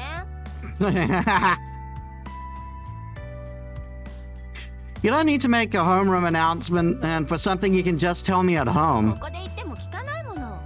学校でガツンと言った方がシロには効果的なんだもん。先生、それは職権乱用というか、公私混同だと思います。それぐらいしないとシロはダメなのよ。いつも人の手伝いばっかりして損してるからさ。たまにはまっすぐ帰ってきてのんびりしててもいいじゃないバカチン。Damn! Huh? Who are you calling an idiot? What's wrong with helping people? I'm not losing out on anything as long as people benefit from my help. キリツグさんに似たのかな。シロがそんなんじゃお姉ちゃん心配だよ。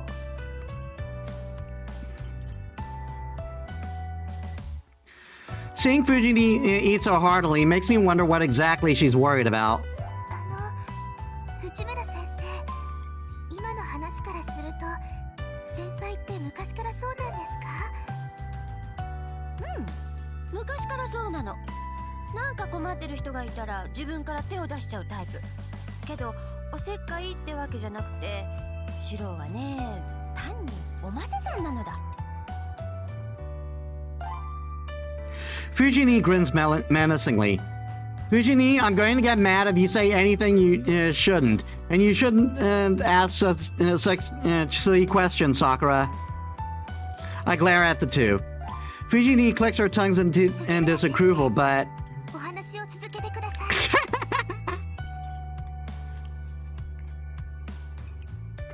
Sakura presses on, like an attentive student. じゃあ話しちゃおう。これがね、シロは困った人を放っておけない性格なのよ。弱きを助け強きをくじくってやつ。子供の頃の作文なんてね、僕の夢は正義の味方になることですだったんだから。Yep, that's the kind of protag we are. Quit bringing up the past, Fujini. I can't really jump in. I can't really jump in though because it's true. Besides, becoming a hero of justice is still my goal. すごい子供だったんですね、先輩。うん、すごかったよ。年上の男の子にいじめられてる女の子がいたら助けに入ってくれたし、桐次さんが武将だったから家事だって一生懸命こなしてたし。あの頃は可愛くて純真だったのに、それがどうしてこんなひねくれた子になっちゃったんだろうな。God damn! That's on you, Fujini. That's what happens with children when they have bad role models. The roasting is just going back and forth. And if you want to say something to that, try making an entire meal all on your own. Fujini is shocked. I thought she would lower her head and repent, but... お姉ちゃんは悲しいよ。さくらちゃん、おかわり。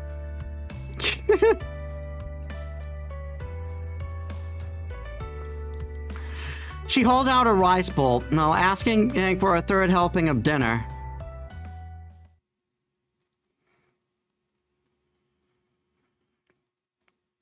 We relax after dinner, and it's almost 9 o'clock. Well, what should I do? There's still time before my evening training. I guess I'll...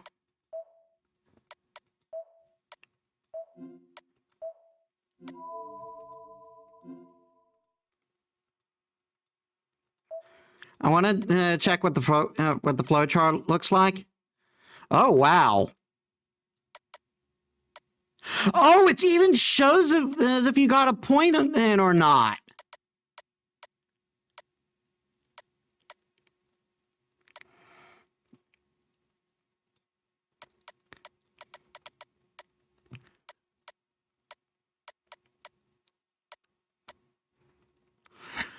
Sweet. So I can I don't have to keep track myself exactly. I can look I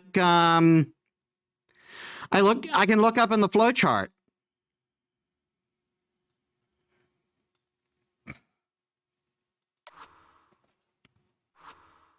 Now, is this a divergent and choice thing?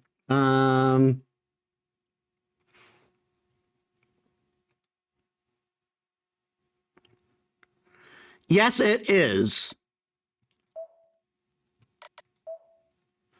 So we'll actively save in another slot for that.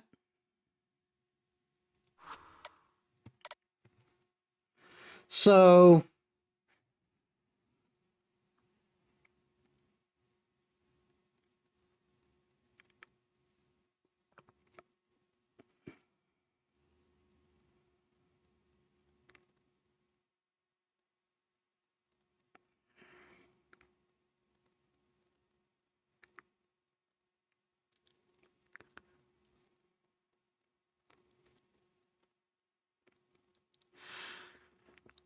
okay, so nothing happens if I get nothing for each of these choices, so it doesn't matter which.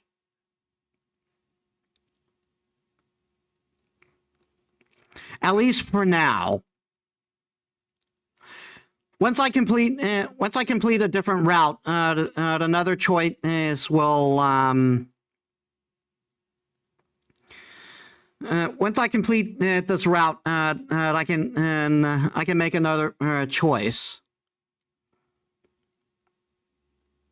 I can make this choice will matter. Oh no! Once I complete another route, this choice will matter.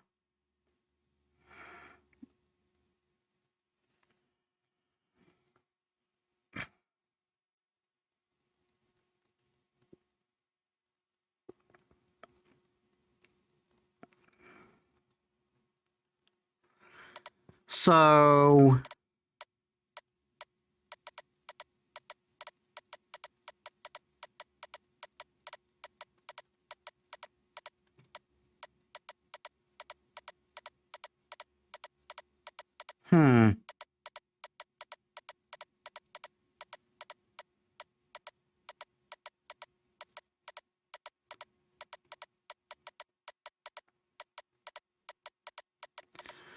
I'll walk Sakura home.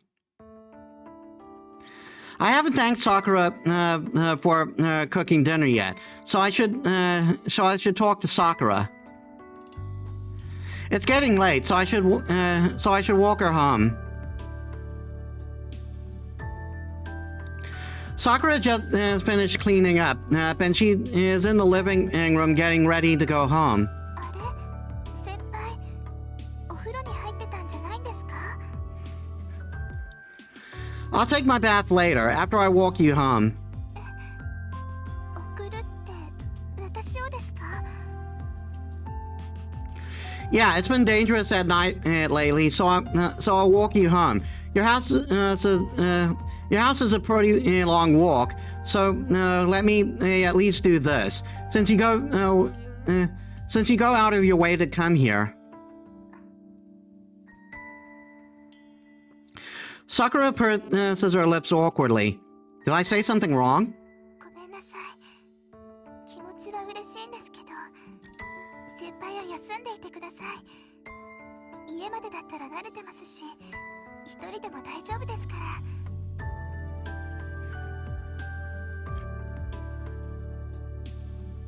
Maybe so, but it really hasn't been safe recently. I'll walk you home at night for a while. その兄さんに見つかると先輩にまで迷惑がかかります。 Ah. I forgot. Sakura's older brother, Shinji, doesn't really like Sakura coming over to my place.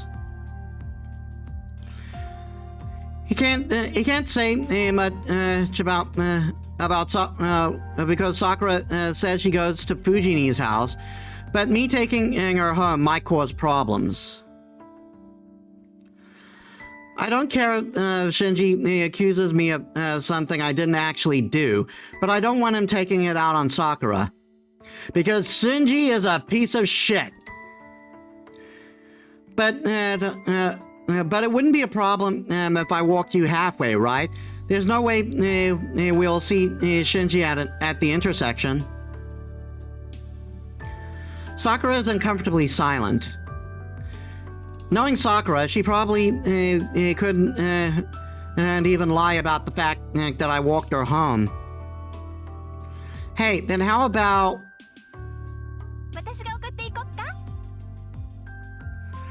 An English teacher wearing tiger stripes suddenly pokes her head through the door.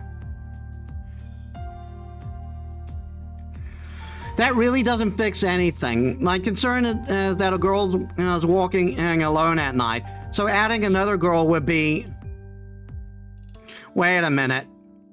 Calling Fujini a girl may be a bit of a misnomer. There is a reason Fujini is a teacher in charge of the Kyoto is the teacher in charge of the Kyoto Club. She was trained by old man Fujimura in Kendo. And her 5th rank designation makes her deadly, literally and figuratively. Guess it wouldn't be a problem if you went, Fujini. I bet you could beat the crap out of any perverts who might try to strike. できるよ。だからさくらちゃんを送っていくのも問題なし。それでいい？さくらちゃん。はい、藤村先生がよろしいのでしたら。決まりだね。それじゃあ行こっか。私も今日はそろそろ帰ろうかなって思ってたんだ。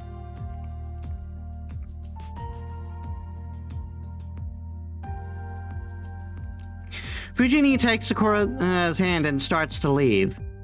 Sakura. Hold on a minute, Sakura. 何ですか、先輩。 Dinner was good, thank you.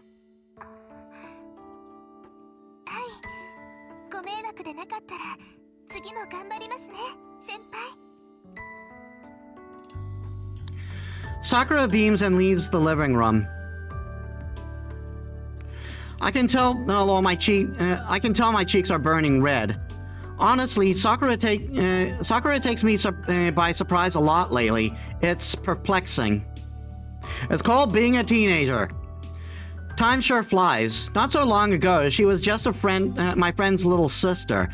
Now I find sometimes I can't quite look away from her. I'm so pathetic. I've always thought of Sakura as being like family, but I can't seem to readily accept this change.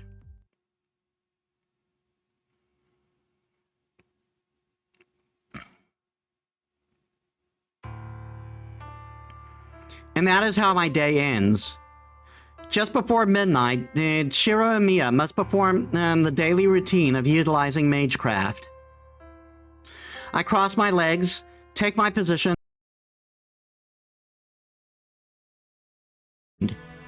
I ignore everything around me and turn my focus inward. Trace on.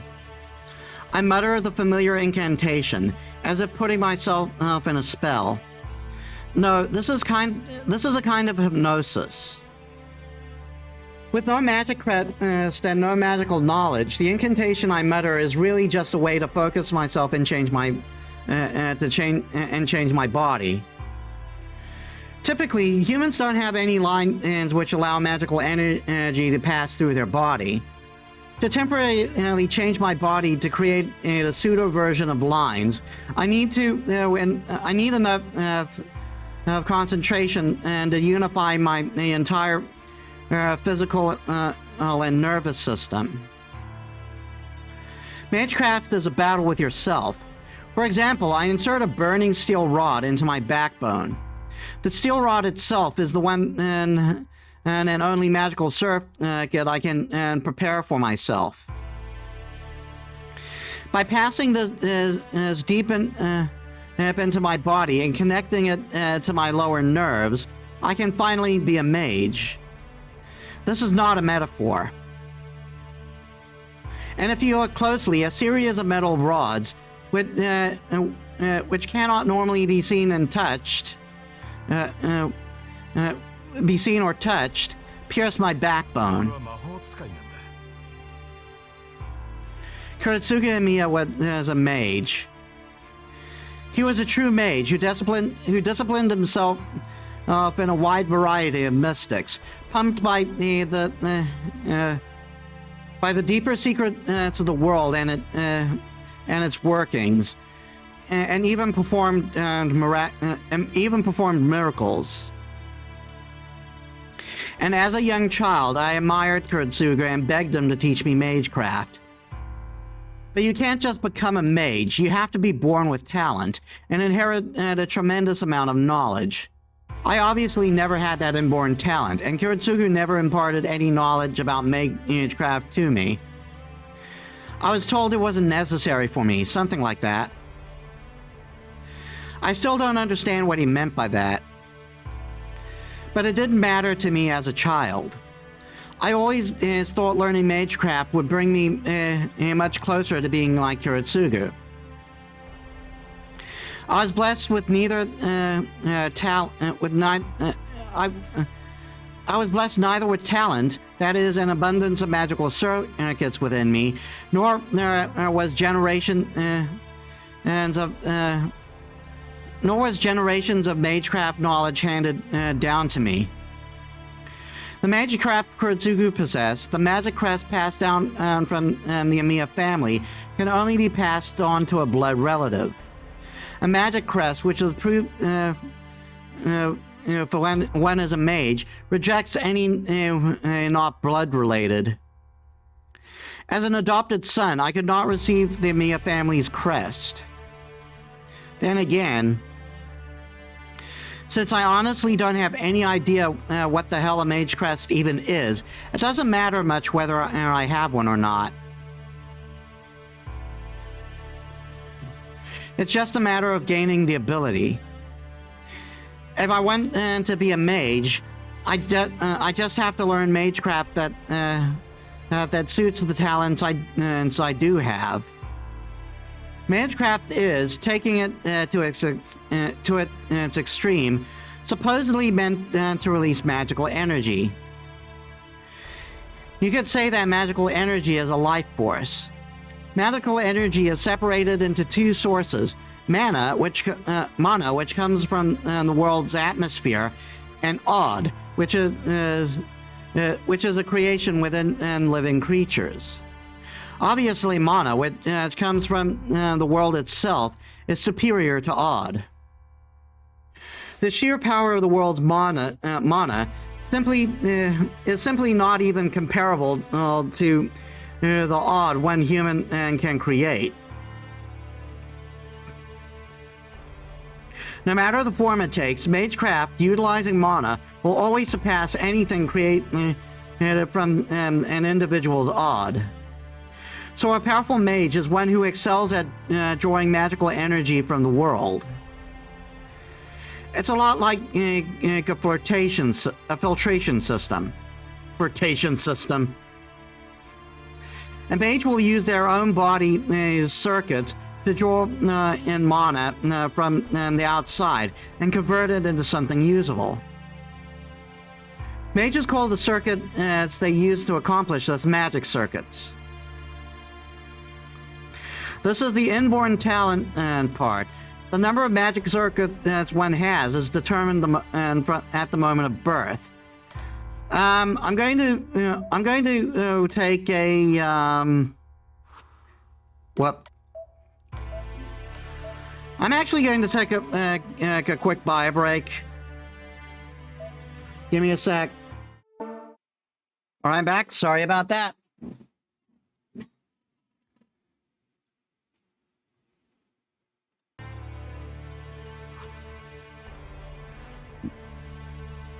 Typically, humans have hardly any magical circuits. They're normally quite rare. That's why mages will spend generations trying to ensure their descendants have a body more suitable for magic. Some families even go as far as to practice selective breeding in order to increase the number of magic circuits in their children. Since I was raised in a normal family, I never had a chance of having much in the way of magic circuits. That left me only one option. According to Kiritsugu, everyone is well suited to one specific form of magecraft. He also said something about drawing out magical energy based on a person's origin, but I never quite understood that part. What I do understand is that even someone like me can use at least one form of magecraft. If I can do that, then maybe I can be like Kiritsugu. And that's why I've only learned this one magecraft. That was 8 years ago. After a lot of thought, Kiritsugu took me as a disciple, though he never seemed happy about it. 理解しろ。魔術を習うということは常識からかけ離れるということだ。死ぬ時は死に、殺す時は殺す。僕たちの本質は生ではなく死だからね。魔術とは自らを滅ぼす道に他ならない。I guess I knew no fear as a child. Kiritsugu smiled bitterly, placing a hand atop my head as I nodded enthusiastically. 教えるのはそういった争いを呼ぶ類のものだ。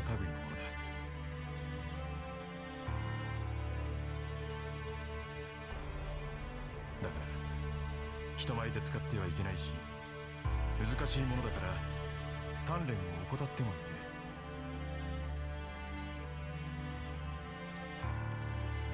でもまあ、それは破ったって構わない。一番大事なことはね、魔術は自分のためじゃなくて他人のためだけに使うということだ。そうすればシローは魔術使いではあるけど魔術師ではなくなるからね。I guess Kiritsugu didn't want me to be a mage. But I didn't care about that. I admired Kiritsugu, not mages. As long as I can be the sort of person who lives to help others, like Kiritsugu on that day of Fire and Nightmare. I got distracted. I feel the uncomfortable sensation of the iron rod in my backbone moving where it shouldn't.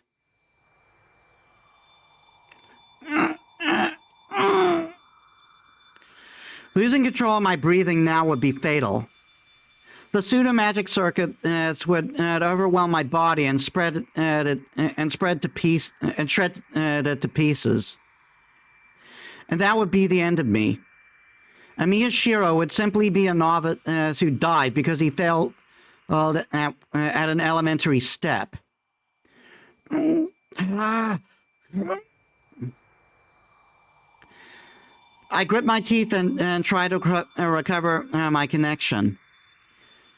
After pain like walking through a storm of needles, the iron rod finally sinks deep into my body and fuses with me.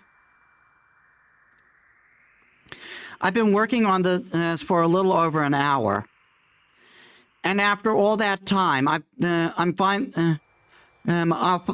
finally able to create a pseudo circuit, a circuit capable of creating magical energy using my own self. Basic structure analysis. What's left is to allow the magical energy to flow naturally. Miyashiro is no mage. He is just a user of magecraft who can only create magical energy with his body and channel it into objects. And that's why I can only do one thing with this magecraft, which is composition analyze, enhancing objects. It's just strengthening magic, where I apprehend an object's structure and channel magical energy to temporarily reinforce its abilities. Basic structure, alter. I hold a broken iron pipe. I pass magical energy through it to execute the most basic magecraft, to enhance its durability. Passing magical energy into something other than yourself is like mixing poison. My blood is a far cry from the blood of an iron pipe. Forcing in an entire different sort of blood through an object may well destroy it rather than enhance it. To prevent that from happening, I need to properly understand the object's structure and pass magical energy through it between the small vacant spaces between the small vacant spaces. Composition, reinforce. This may be easy for a skilled mage, but since I have a hard time gathering magical energy in the first place, I even a task like this is as difficult as shooting an arrow and hitting a target several hundred meters from you. A typical archery target is 28 meters away. So it goes without saying how hard it would be to hit a target from 10 times that distance.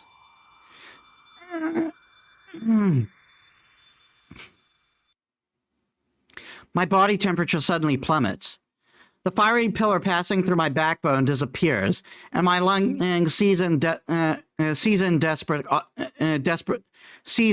need of oxygen.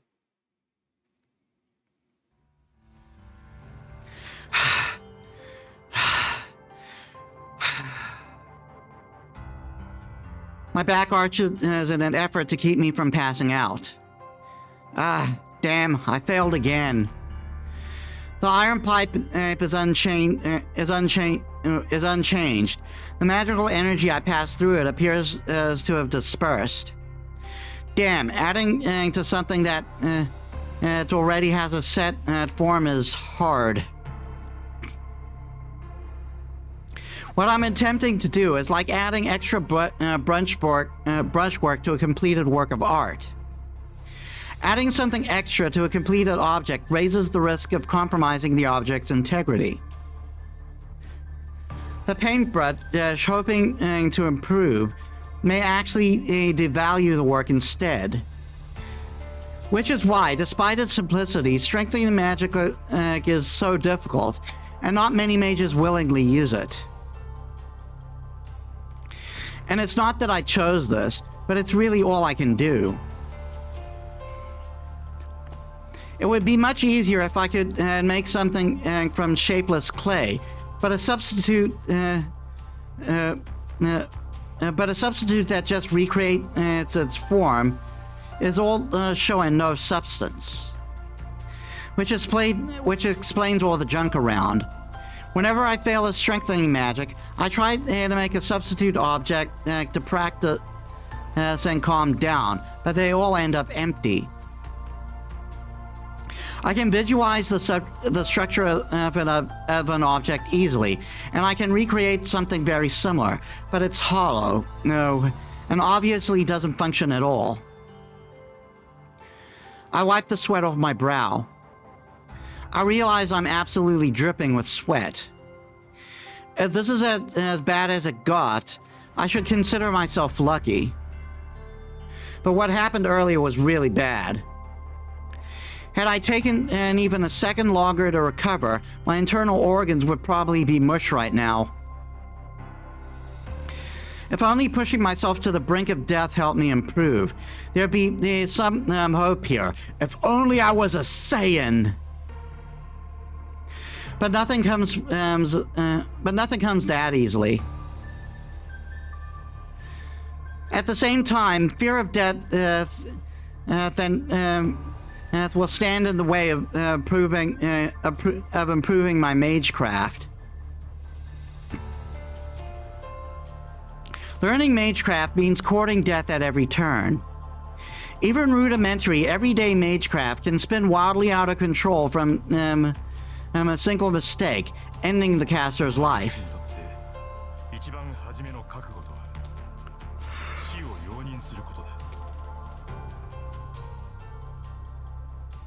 Kuretsugu always looked sad whenever he brought that up. Maybe it was his way of saying he didn't want me getting into any of this. Saving one person means not saving oneself. Being a hero of justice means you need to be an extremely egocentric person. That was always his line. Kuretsugu always said whenever I mentioned wanting to be like him, I still don't know what. Always said that whenever I mentioned and wanting to be like him, I still don't know what he meant by that. All I'm certain of is that I want to save people, to be a hero of justice like Kuretsugu Emiya. But I can't even manage the basics. I'm such an idiot for letting myself get distracted at the most crucial moment. It's not enough for me to just grasp at an object structure visually. A skilled mage would be able to focus only on the crucial areas and efficiently channel magical energy. My dream is to become a hero of justice. I remember what Fujini mentioned at dinner. I never really thought of that goal as embarrassing or impossible. That Shiro Emiya will succeed Kuretsugu Emiya, and has already been decided. That's why I've been doing everything I can, despite how sorely I lack in experience. I don't know exactly what it means to be a hero of justice. But because I don't know, I train myself to the best of my abilities in the hopes that I'll be useful to somebody. I haven't taken an eye off the goal these past 5 years, but whenever things go wrong like this, I start to have doubts. I just don't get it, old man. What the hell do I have to do to be a hero of justice? Well, first you find an alien to give you special powers, complete with a suit just made of latex.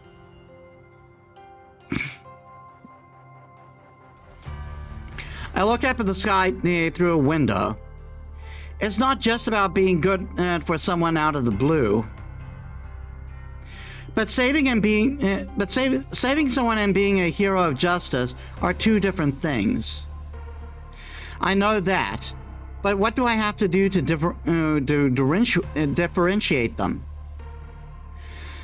I've yet to understand that crucial concept for the past 5 years.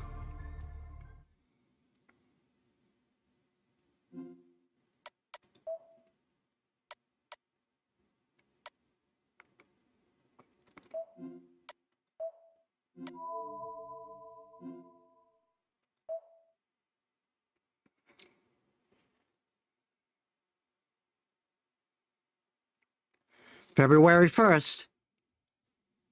One day 2.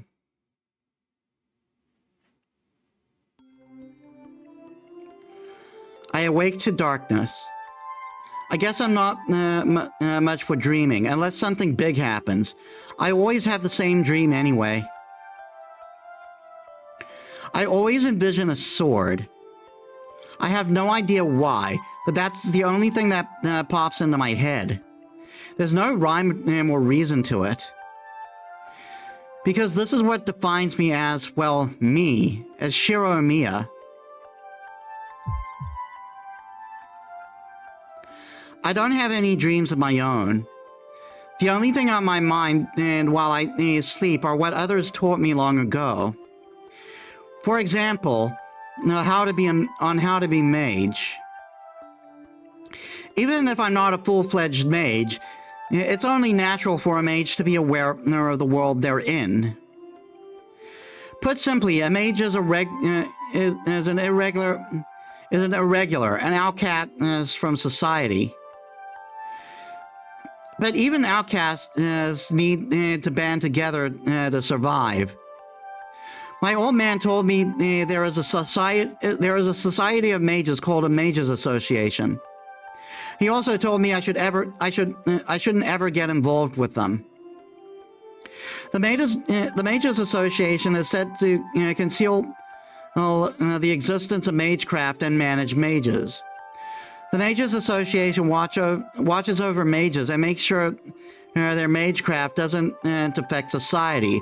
But the strange thing is that they don't really prohibit mages from abusing magecraft either. According to Kurtsugu, the Mages Association is only interested in concealing mystics. Even if, say, a mage carried out an experiment and that sacrificed, let's say, a lot of citizens, the association wouldn't punish them. Their priorities are expressly in preventing the public from becoming aware of magecraft, which does not mean magecraft which does not mean magecraft is completely banned. Honestly, anything goes as long as the truth doesn't come out. At least that seems to be how that insane bunch conducts themselves.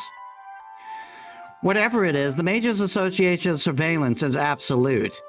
Typical magecraft research sacrifices the lives of ordinary humans, which in turn risks revealing the existence of magecraft to the world.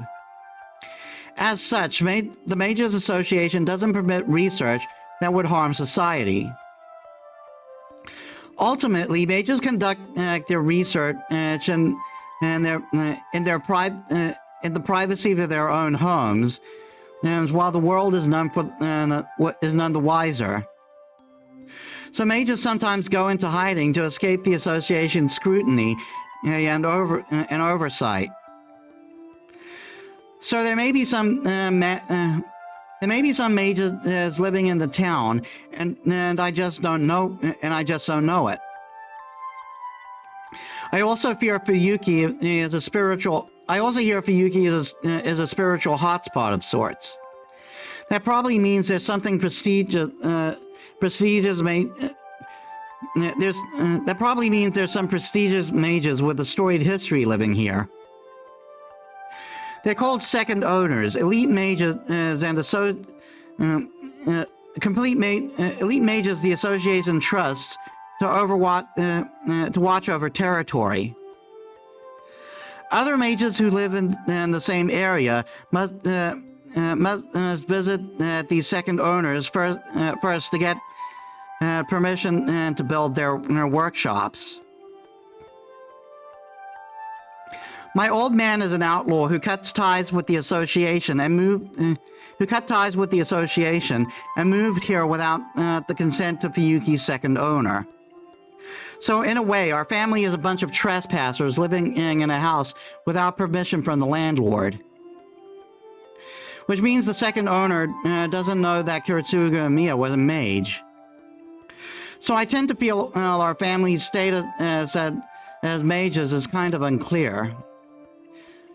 But even my old man and the bona fide mage, died. And even though I'm his disciple and son, I don't know a thing about the Mages Association and have no real knowledge about being a mage. I have a feeling the association would want to dispose of someone like me, but they haven't made any sort of move. Apparently, the Mages Association doesn't have any eyes in Japan, so that's probably why I haven't been found yet. But that doesn't mean I can let my guard down. The eyes of the Mages Association are said to be everywhere, and if someone commits a crime using magecraft, if the church's heretic hunters will make their move. Using magecraft, however half-assed you may be about it, makes you enemies. So with all that in mind, I honestly just want to study being a mage on my own.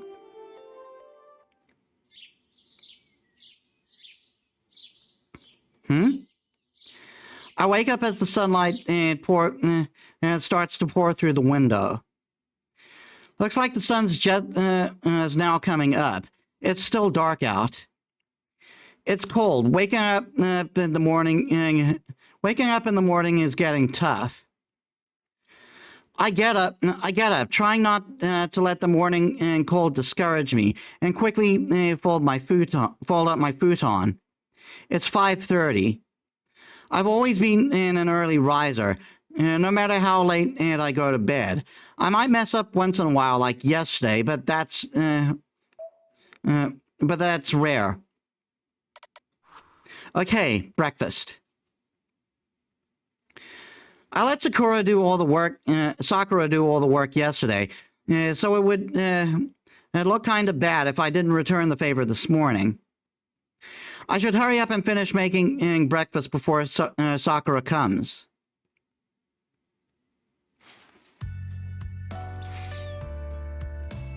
I cook rice and make miso soup. Yesterday the soup had daikon radish and carrots, so I'm making onion and potato miso soup today. I make an egg omelet and use the leftover konnyaku to simmer with bonito flakes.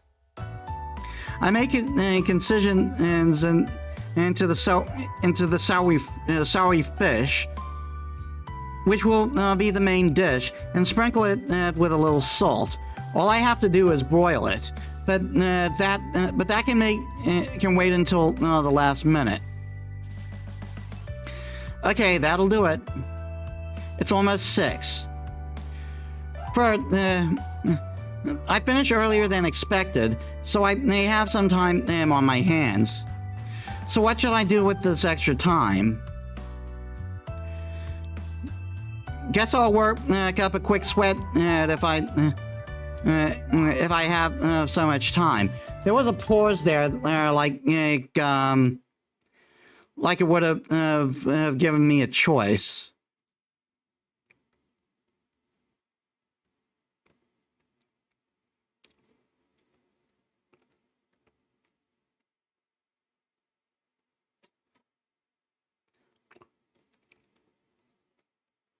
Oh, it just would have been a different scene if I but that's for later.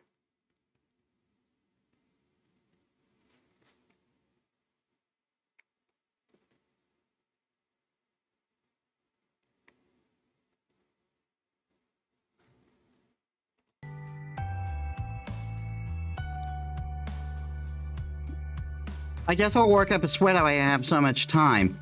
Morning exercise is my daily routine, so I might as well do some light workouts.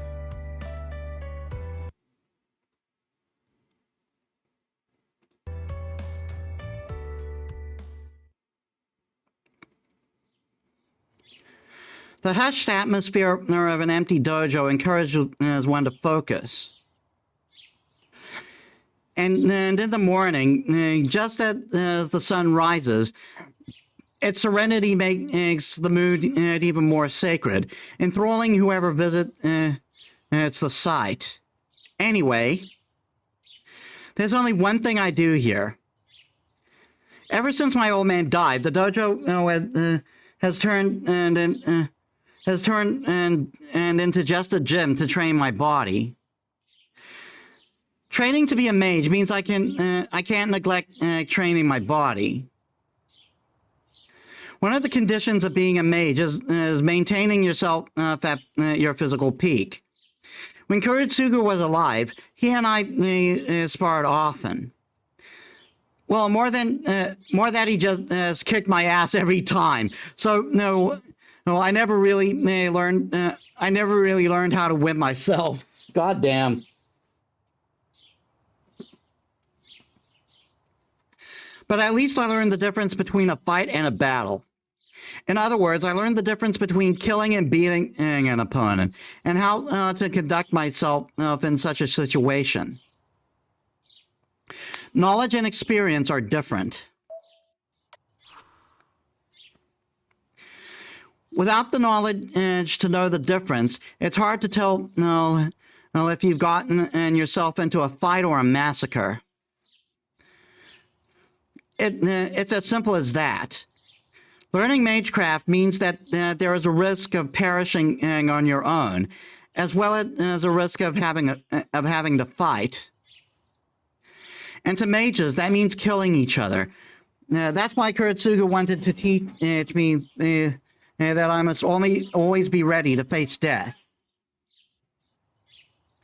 But the person reminding me of that lesson is long gone. So the only thing I can do alone is some simple exercises. I guess I better get on with it. After I stretch to warm up, I focus my inner strength and begin my exercises.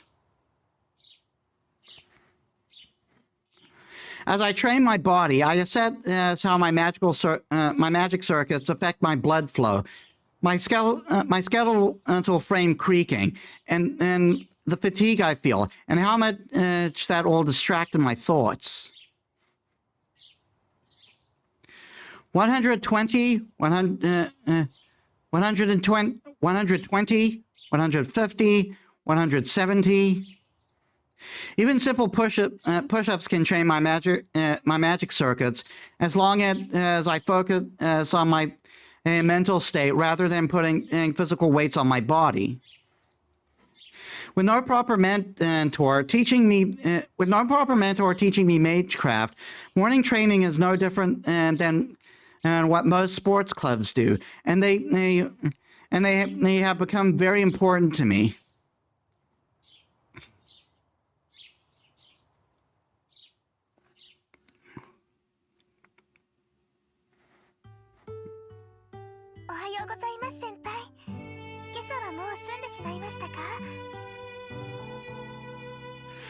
Yeah, it's all done. All that's left is to set the dishes and grill the fish.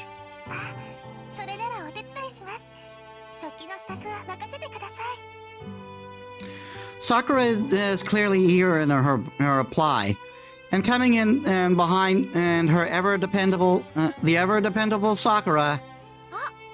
この匂いはシローの卵焼きね。そっか、今朝はシローの朝ごはんなんだ。Fujini casually heads to the table. Well, let's just ignore her for now. I need to grill and prepare the fish.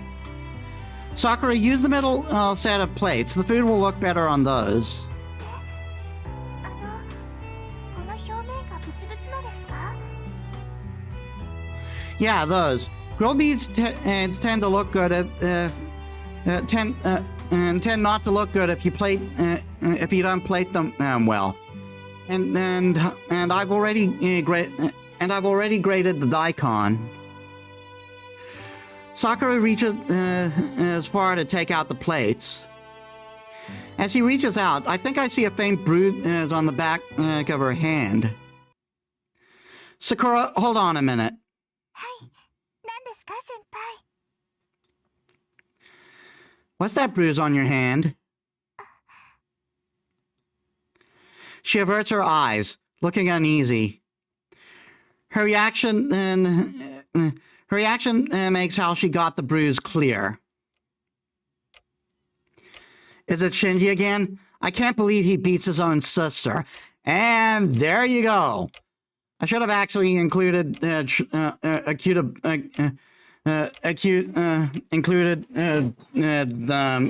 into the trigger warning. 違います、先輩。これは転んでぶつけちゃったんです。ほら、私鈍いでしょ？だからよく転んで、怪我ばっかりしてるんです。 How stupid do you think I am? Nobody gets bruises like this from just from falling. Seems like Shinji really needs some sense smacked into him. ダメです、先輩。これ、本当に兄さんは関係ないんです。私が一人で怪我をしただけなんですから、先輩に怒ってもらう資格なんてありません。 Sakura fell silent. Sakura. Sakura may seem docile, but she's surprisingly stubborn. There's no use saying anything to her now. Fine, if you say so, I'll leave it at that. はい。ごめんなさい、先輩。 I still say we should beat that little shit's ass. Yes, I'm sorry. Oh. Why are you apologizing? Shinji's the one in the wrong. The moment I say Shinji's name, Sakura awkwardly looks away. It can only mean he is the cause of the bruise on her hand. Shinji Mato has a bad habit of treating his younger sister like crap. I noticed it about a year ago. Every now and then I see Sakura injured, and she always made excuses when I ask what happened. When I asked Shinji about it, he revealed to my shock that he'd been the one who hit Sakura. I asked why, and he told me it was because she'd done something he hadn't liked. Again, should have put in the trigger warning for abuse.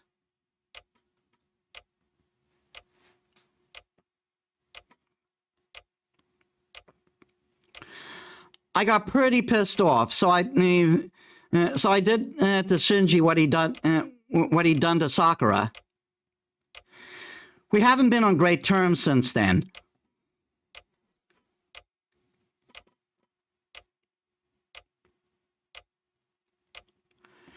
Good riddance.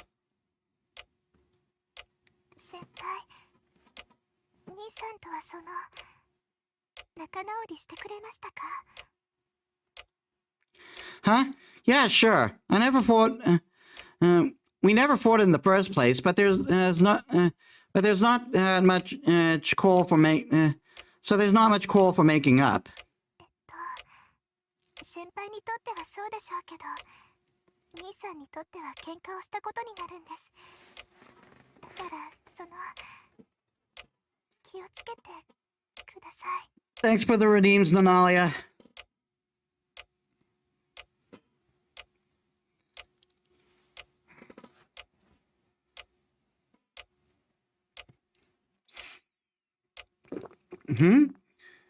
What Sakura says strikes me as odd.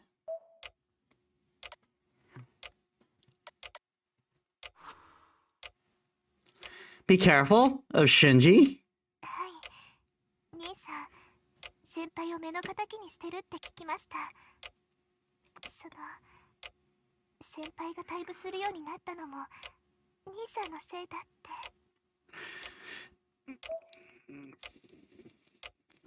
Shinji had nothing to do with me quitting. Well, he might have been a factor, but it's nothing that you should worry about. Shinji's right. This is a little unsightly. I point to my left shoulder. There's a little scar there. It happened about 1.5 years ago. Something fell on me during one of my jobs, injuring my left shoulder. I ended up with just a broken bone, but I also came away with a burn on my shoulder. A broken bone and a burn. There's nothing just about that. After the accident, I quit the Kyudo Club. Our school's Kyudo Club, out of respect for formalities, allows students to perform sacred shooting rituals. Male students participating in this expose their left shoulder. Shinji pointed out that it may be disrespectful for someone performing a sacred shot to expose a scar. And since I was getting busy with various jobs, I decided to quit the club. Shinji is a fucking asshole.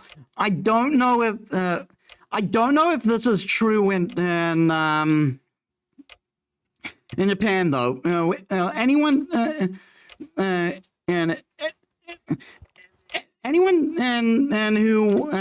Anyone who's knowledgeable about Japan, let me know.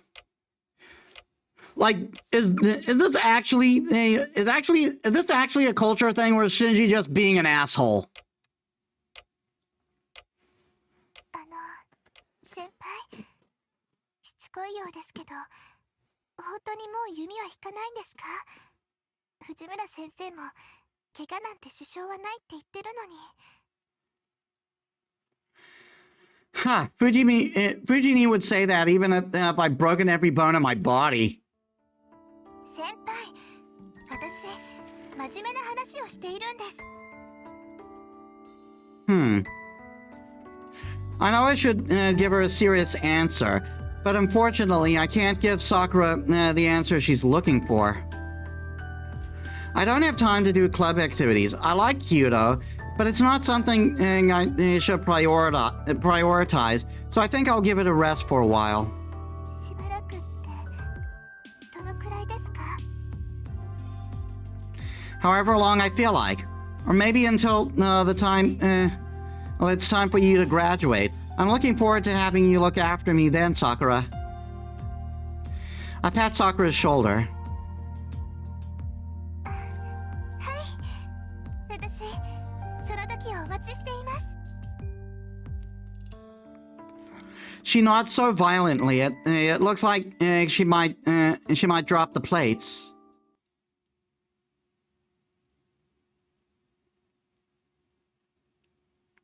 It's almost 7:30.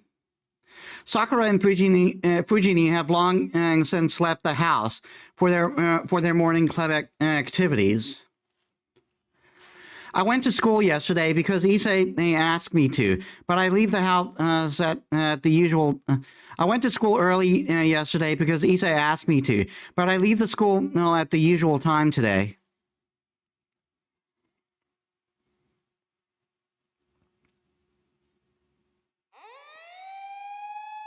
I noticed something strange as I walked down the hill towards the intersection. Several police cars are parked in front of a house. Something must have happened since a crowd has gathered.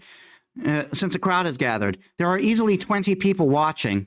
I'm curious, but the mass of people prevent me from finding out what's happening. I don't have much time, so I should hurry to school.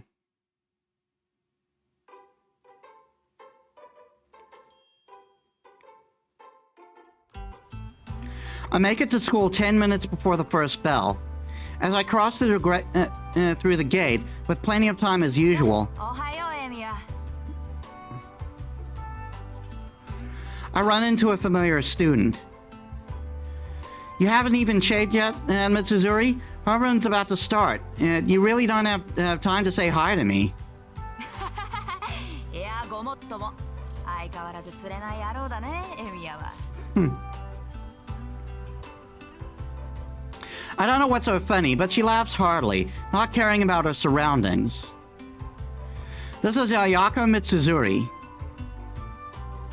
She's been a classmate of mine since we were first years, and she is currently the captain of the Kyoto Club. She's an unbelievably insightful person, and it was expected that she would be the team's captain since her first year with them. Mitsuzuri is a precocious sort, and people have always had high hopes for her, and even leaning on her ever since she was a first year. Then again, she gets mad when someone mentions that in front of her, claiming she doesn't look as old as people think. ああ、今あんたよからぬ感想を漏らさなかったかもし。I wouldn't dare. Just making an observation. If you want to get angry about it, that's your call. お、言うじゃん。いいね。正直に答えるくせに何をどう考えてたかは口にしないんだもの。エミヤ、シンジと違って隙がないな。Shinji? What's he got to do with this? なんでも何も、あんたとシンジって友人じゃない。シンジの男友達ってあんただけでしょ。それにお忘れでしょうが、私これでも弓道部の主将なの。うちの問題児とやめちまった問題児をくっつけるのは自然な流れだと思わない？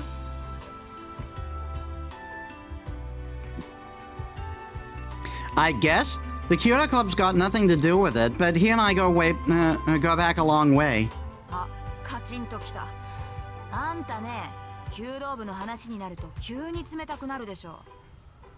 いいご身分よね。シンジをほっぽっといて自分はさっさと退場しちゃうんだから。後に残された私とかさくらの気持ちとか少しは考えてくれてもいいんじゃない？ What, did Shinji do something bad again? あいつが何もやらない日なんてないけど。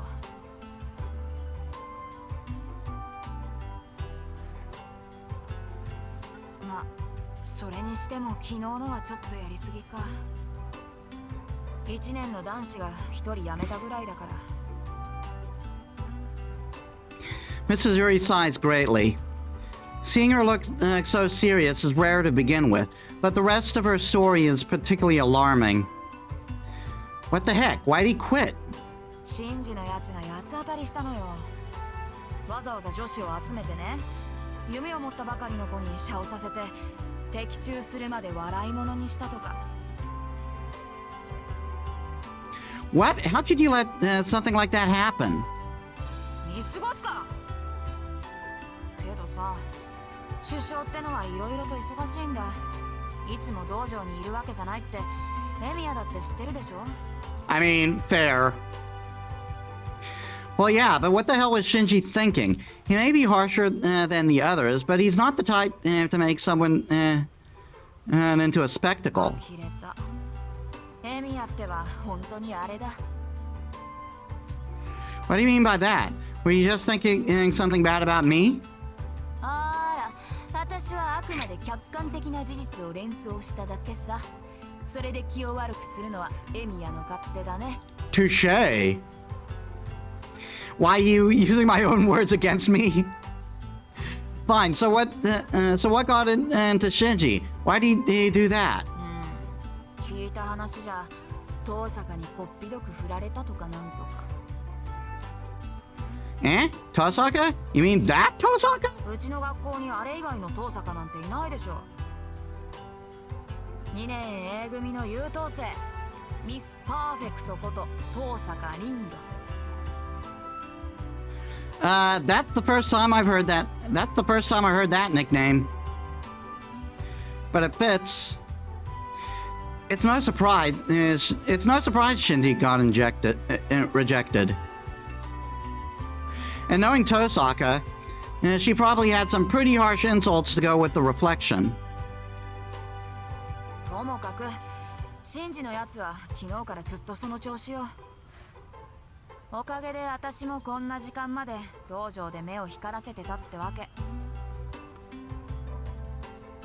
Shinji does have a low tolerance for some things. I know it might be tough, but good luck, Mitsuzuri. はいはい。けどね、シンジって懲りないでしょ。また遠坂に声をかけて振られた日には、今度こそ遠坂本人に何かしそうでさ。No, even Shinji wouldn't go near someone who just rejected him. He's good about that sort of thing. けど相手が近寄ってくるんだからしょうがないじゃない。遠坂さ、なんか知らないけど、うちの道場よく見学に来るのよ。エミヤは辞めちゃったから知らないだろうけどね。That's news to me. Rin Tosaka doesn't participate in any club activities because her family forbids it or something. She even turned down donations to be a member of the student council. So nominations to be a member of the student council. Yes, we bribe a student into becoming a member of the student council. So I always thought that he went straight to homeroom after school. She went straight to homeroom straight home after school. ま、たまにはそれもいいか。あいつもお高く泊まってるし、一度ぐらいは痛い目に遭うのもいいかもね。お気の毒様っていうか、ご愁傷様っていうか。Mitsuzuri has a weird way of looking at this. Now that I think about it, they say Rin Tosaka has a lot of enemies. I wonder if Mitsuzuri is one of them too. Well, we know that's definitely not the case. Hey Mitsuzuri, that's kind of cruel even for you. あ、そろそろ時間だ。じゃあね、エミヤ。今度私の弓の調子見に来てよ。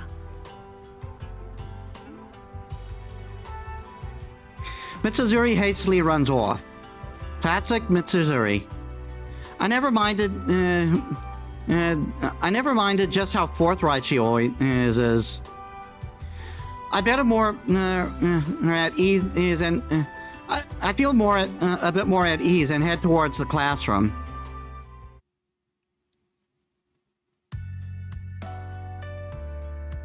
It's lunchtime. Our school has quite the cafeteria, and most of the students eat lunch there.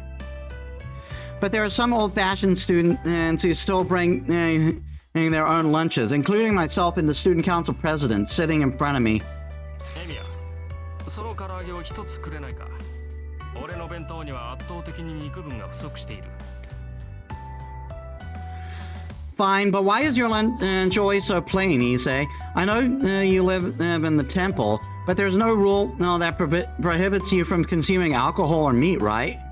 何を時代錯誤なことを。これは単に親父殿の趣味だ。小坊主に食わす贅沢はない。悔しいのなら己で何とかせよ、などという。いっそ今からでも天祖になるか。俺も考えどころだ。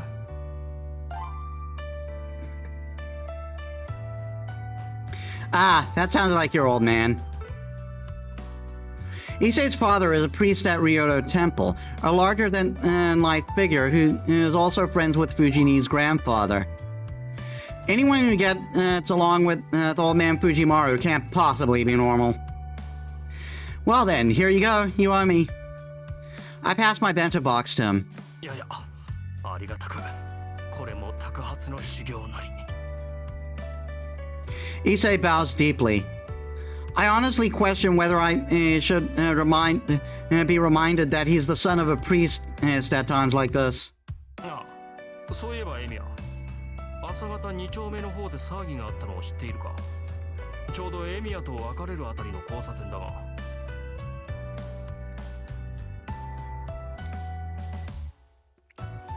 The intersection? Could it be the same intersection that I saw all the cars, where I saw all the cars this morning? なんでもな、殺人があったそうだ。詳細は知らないが、一家4人中助かったのは子供だけらしい。両親と姉は刺殺されたというが、その凶器が包丁やナイフではなく、長物だというのが普通じゃない。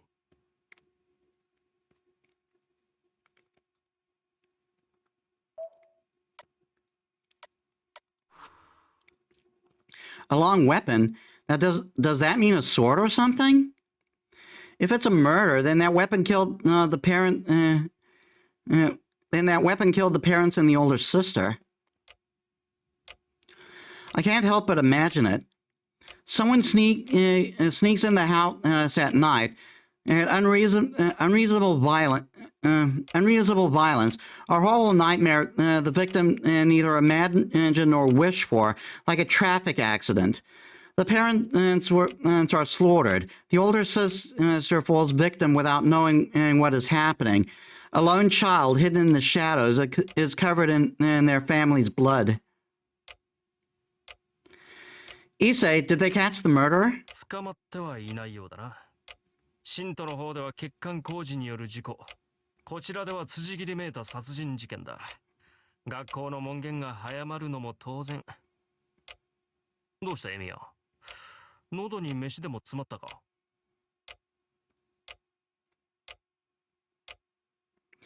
Huh? Nothing. Why do you ask? いや、エミヤが厳しい顔をしていたのでな。少し驚いた。すまん。食事時の話ではなかったな。Issei apologizes and tries to lighten the mood.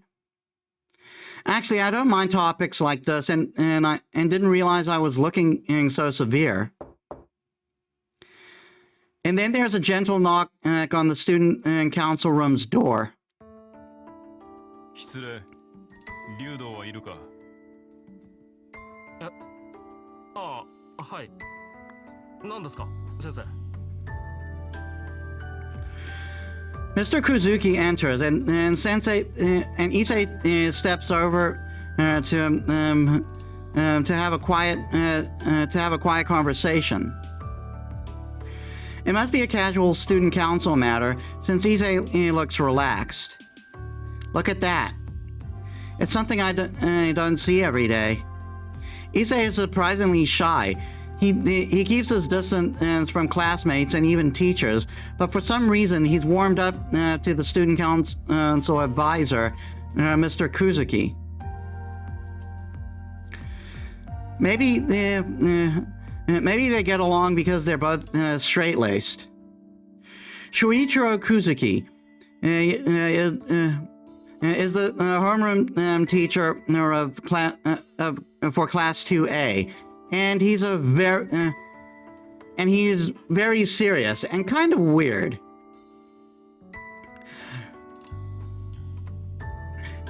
He puts the ketchup on the jelly beans. I'm using the American word for it because we just call it tomato sauce here. Some part of that is probably why he and Issei get on so well. The two continue to talk. As I watch them, I can't stop thinking about the murder.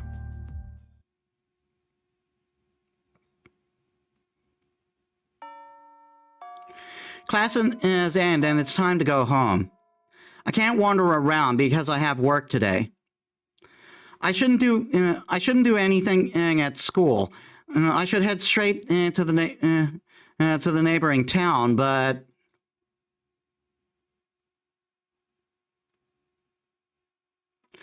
maybe the morning's conversation bothered me more than I realized. The next thing I know, I'm at the Kyoto Club. What the hell am I thinking? Mrs. Uri said Rin Tosaka frequently visits. Well, that I hadn't thought of that, but I think it'd be a problem if Shinji got violent against Tosaka. Shinji's unstoppable when he gets mad. Shinji lashing out at Tosaka because she rejected him would be bad. Well, I don't know exactly how, but it would just be bad. Oh, Tosaka's not even here. Tosaka's nowhere to be found around the dojo. Mitsuzuri worried for nothing. 誰がいないって Ah! だから誰がいないって Issei jump scare! Issei, who I thought I parted ways with, is standing right next to me. Why are you here, Issei? Don't scare me like that. いやエミヤが挙動不審げに道場を眺めていたからついで誰がいないって Well, it's Tosaka. I heard she had a spat with Shinji yesterday, so I wanted to make sure things were okay. ほうほう挙動不審だな聞かれてもいないのに理由まで話すなど俺は誰がいないかと聞いただけなのだが What? It's none of your business as what I do around here. それはしかりだが無駄だぞエミヤ遠坂はここにはいないなぜならあいつは今日ずる休みだ Right, because she did the summoning and slept in. What? Cut class, so she's absent? I see. Wait, Issei, why do you think she cut class? That's not the sort of thing she'd ever do. するともあいつが風邪などひくものか俺が見たところあいつは悪いやつだ外見に騙されるとパクッと食われるぞエミヤ So, Rin's a deadite?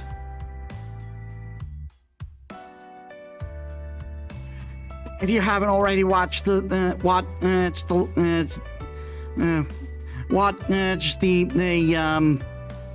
what were they called again? The Evil Dead movies, that's it. Watch the Evil Dead movies, they're good. Somehow what Issei's saying irritates me. I may not know Tosaka that well, but I don't think she's a bad person. Watch what you say, Issei. You know Tosaka's not like that. なんだエミヤも遠坂狙いなのかああそれはすまない今のは流してくれ I will forget that your voice keeps breaking too. Secret crush? Like hell. Don't make assumptions. I'm just worried Rin's going to stir up some trouble. シンジが遠坂に殴りかかろうとしたら止めるためかまたそんな役回りをするな別に俺は気にしないが割と趣味が悪いのだなエミヤは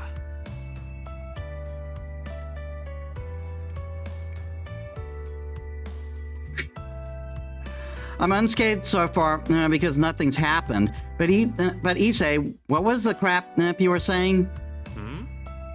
遠坂狙いは趣味が悪いってことかい Yeah, that. Tosaka's popular. I haven't heard any bad rumors about her. ああ聞かないねそれがまた気に食わない What part bothers you? だから全部だよあれはメギツネだ妙称だ妖怪だとにかく生理的に気に食わない悪いことは言わないからエミヤも気に入らないようにしろ You're the one who always warns everyone not to talk about people behind their back. たわけこれが陰口に入るか俺は聞こえるように喋っている No wonder I sense people watching us. Well, that's a relief. I'm really glad Tosaka's absent today. Issei, please, can we talk a little quieter? エミヤがそういうのなら了解したがとりわけ中傷していたわけではないぞ単に竜道一世が遠坂凛を警戒していると言っただけだあくまで個人の趣味嗜好の範囲だろう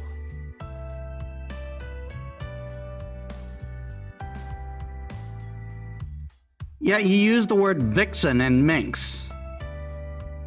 I'm pretty sure minx is definitely a derogatory term. 何褒め言葉だ。メギツネにも妖怪にもいいものはいる。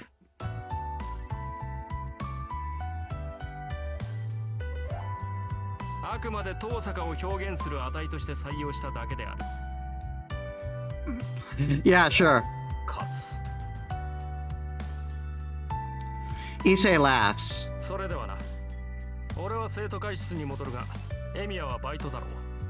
こんなところで道草を食っている暇はなかろう。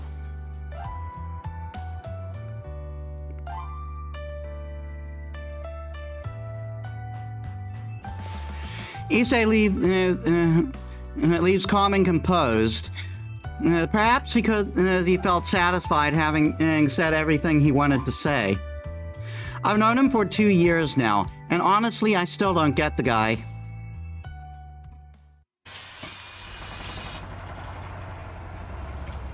I ride the bus from school for 20 minutes. I arrive at Shinto at the harboring at the neighboring town across the bridge. Oh, it's not even 5 yet. I still have some time. There are many part-time jobs in the residential area of Miyama, but there are plenty in Shinto since it's a developing area.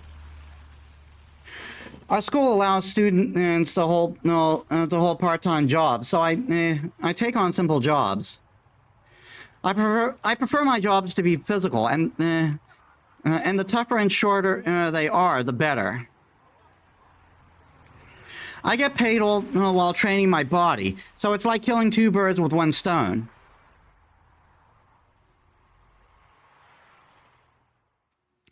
Today I'll work from 5 to 8 o'clock for a simple loading job. It may just be 3 hours of work, but it feels more like 6 since they make you work without a minute's rest. Which means I need to rest when I have the opportunity, even if it's just for 10 minutes. Walking around aimlessly would be a waste of energy, so I decide to rest at a park until it's time.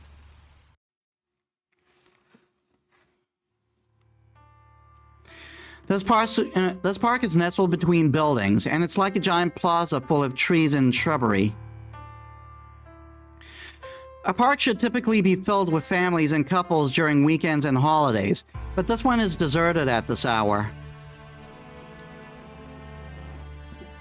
Okay, I'm being cold, so I'm going to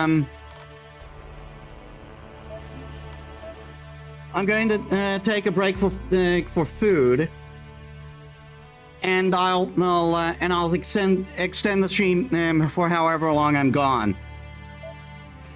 Be back soon, everyone. Alright, I'm back, and it looks like I was gone for around 20 minutes.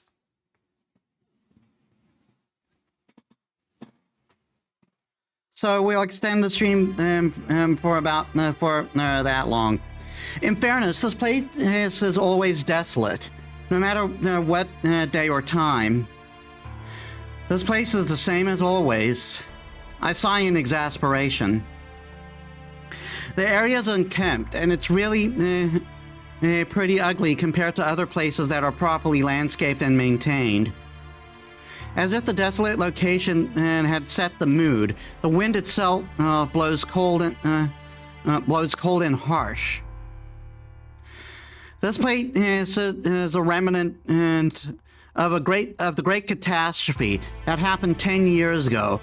It's the very place where I was saved from the brink of death. Why don't they seed some grass here or something? It's a shame to keep it like this. The area is quite large, so if they leveled it, there'd be plenty space to work on the park. I sit down on a bench as I think. With nothing else to do, I stare out over the burned area to pass the time.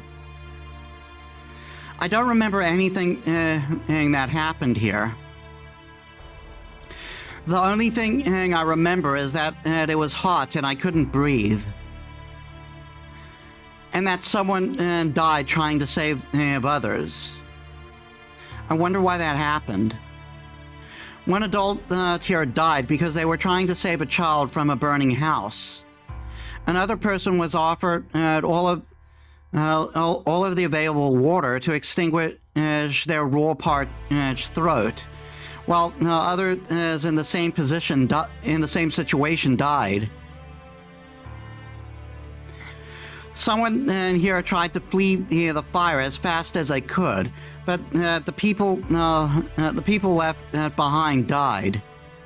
And someone died here because they gave whatever it was that kept them alive to someone they didn't even know.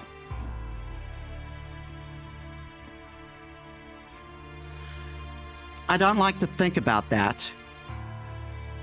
Just thinking about people trying to help and becoming victims of for their own trouble makes me angry. Is it too much to ask for everyone to be saved, for them to get their happy ending afterwards? All I want is to see people peacefully prevail. Why can't that happen? それは難しい。シロの言っていることは誰も彼も救うということだからね。That was Kirisugu's response to the question, and when a very young me asked it. Yep, there was only one me. As a child, I obviously refused to accept the idea. But you saved me, Kirisugu. I knew you were a magician, and you could do anything. I knew you were a champion of justice. Who wouldn't let anyone suffer, and you did it without asking for any reward. That's why I've always believed you managed to save everyone back then.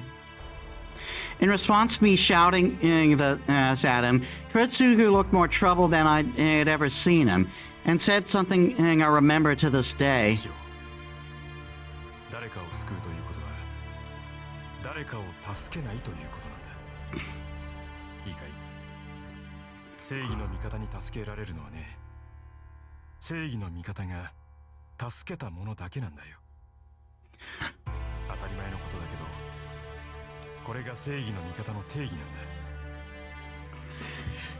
Dad, we don't talk about the failures! Yeah, I get that. And now that it's been pointed out, it seems so obvious. Imagine if there was a burglar and some hostages, and the burglar intends to kill the hostages. Under normal circumstances, a majority of hostages would probably die. But if by some miracle all the hostages were saved, there's someone who didn't get saved. The burglar, of course, since saving the hostages was done at the cost of his life. The people the champion of justice saves are only those whom the champion of justice deems to save. That's why saving everyone is impossible. Even God can't do that. Especially if it's a natural disaster. No person is able to save everyone and everything. The fire 10 years ago was like that. As someone who was miraculously saved from the incidents, it wasn't my place to say anything at this point. But still, I don't like it. I don't want anything like that. I don't want to see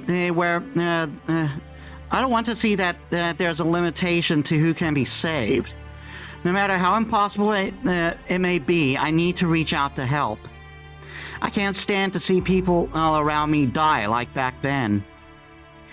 If the person I am now had been in there 10 years ago, I would have thrown myself into the fire. But then I would have died, and for nothing. That would have happened for sure. Geez, I can't even fantasize in my head. Oh crap, I can't believe it's already 5. A bell in the distance rings, chiming 5 o'clock. Yes, charming. I get up from the bench and hurry to my part-time job.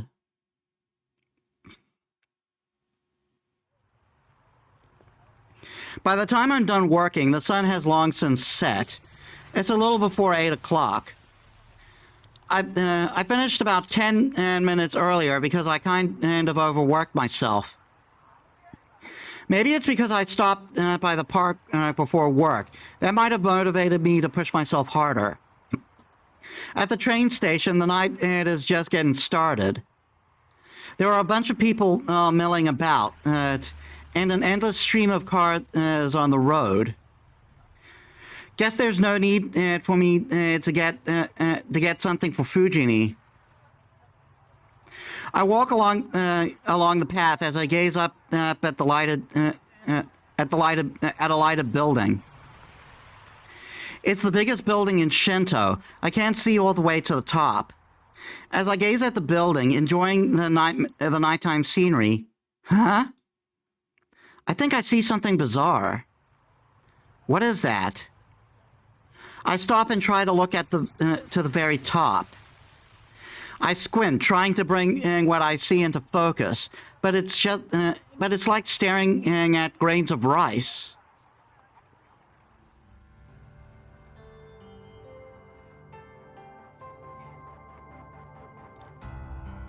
Yep, we were the ones she spotted down there. It looks like someone I know, but I can't think why this girl would have a reason to be here. It doesn't make sense. It doesn't make sense. Like she's going to do anything up there. It doesn't seem like she's going to do anything up there. But she's just standing there, looking down at the city as the wind ruffles her hair. The wide. She doesn't seem to notice me, but down below. Actually, there's no way she could see me. Even my near perfect vision, enhanced with magecraft, can barely distinguish what's up there. I'm able to tell she's up there because she's isolated, but there's no way she would be able to pick me out of a crowd out on the ground. She's just looking down at the town. It seems like she's going for something. I can almost feel her sharp gaze even at this distance, looking for something. I forget how long it's been, but I continue to look up at the girl standing in the void. She stands at the top of the high tower. She's like a magician looking down at the surface world with the bright moon shining with the bright moon shining bright behind her. That's weird wording. Oh, and then he disappears, apparently done with whatever brought her up there. The rooftop standing empty, and the scenery return. The rooftop stands empty, and the scenery returns back to nothing more than a beautiful night sky. Was that Tosaka up there? I can't be sure, but I'm probably right about who it was, at least. There aren't many girls I know who stand out like her, and besides, I'm not so out of it that I'd fail to notice a girl I secretly admire. It's just Tosaka sure has a weird way of spending her time.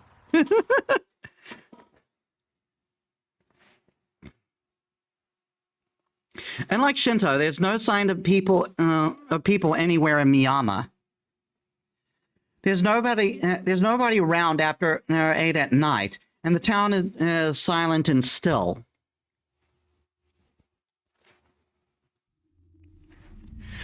The house I saw this morning stands across the intersection. There's no sign of life, and a no trespassing sign hangs over the front door. In just a single day, the house is full and quiet, almost like an abandoned building. The girl and her parents were killed by a burglar. I wonder what life awaits now that now for the single child who survived. I bite my lip. frustrated by my powerlessness. I promised I'd be just like Hiratsugu, but I couldn't do anything, even when something like this happened so close to home. You didn't know!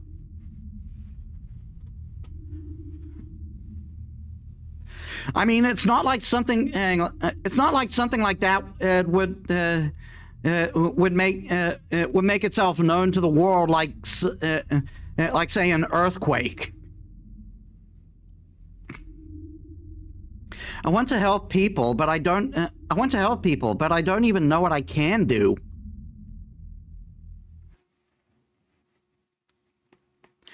I reach the top of the hill where my house sits.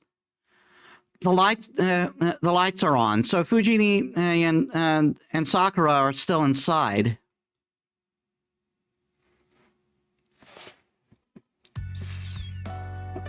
I'm home. Oh, it's you. It's just you, Fujini.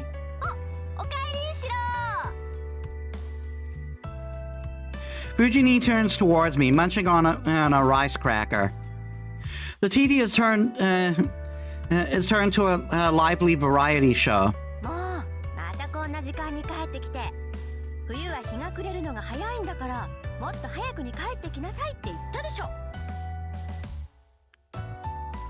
I am home early. I had to work until 8, so I get off. I had work until 8, so get off my back about that. So where's Sakura? I see dinner's already prepared.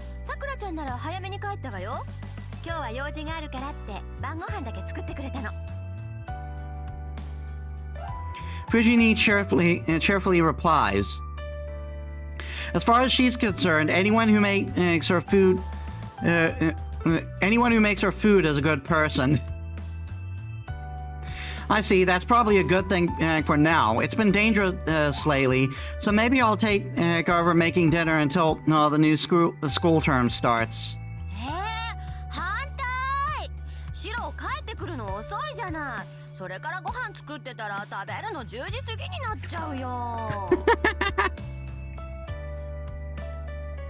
Couldn't you just eat at home?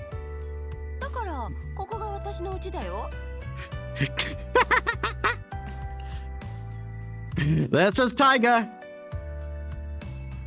Fujini tilts her head puzzled. Thanks for the redeems again, Analia.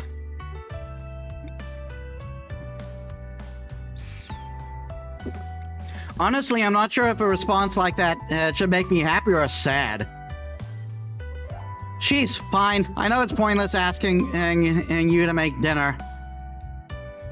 By the way, what's that you got there? You didn't bring over more junk, did you? Fujini has a tendency to leave a bunch of junk here. She'll bring stuff like bowls from restaurants that are too big to be functional, an unnecessarily heavy earthen pot, or a weird guitar that plays itself. She must think this place is convenient storage or something.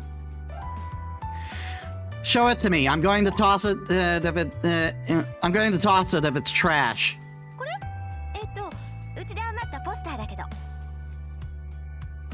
Fujini hands me the poster. It's probably a poster of some no-name singer. Let's see. I knew it. It's a poster for a young man wearing a military uniform, smiling with his thumbs up, all in front of a cheap-looking blue sky background. The caption on the poster in bloody font and "Love's lovely Rangerland." Good God. Come to the self-defense meetup. Hey, this is a recruitment poster for a youth group. I don't want this either. I quickly roll the poster back up and try to whack Fujini on the head with it. However, Fujini counters mercilessly with another poster she's been holding. Tonk! Her poster sort of bops at me lightly. Ow! Stars! I see stars! シローの腕で私に当てようなんて甘いわよ。悔しかったらもうちょっと腕を磨きなさいね。I forgot there was a second poster. That's not the issue here. How the hell does a paper poster make it sound like that? She does Did she manage some sort of technique only a true poster master can execute? ごめんごめん。こっちのポスター初回特典版なんで豪華鉄板仕様だった。Is that something you can even roll? シロー、頭大丈夫I'm suing you for damages. Fujini, you're going to end up killing someone one of these days. その時はシローがお嫁にもらってくれるから安心かな。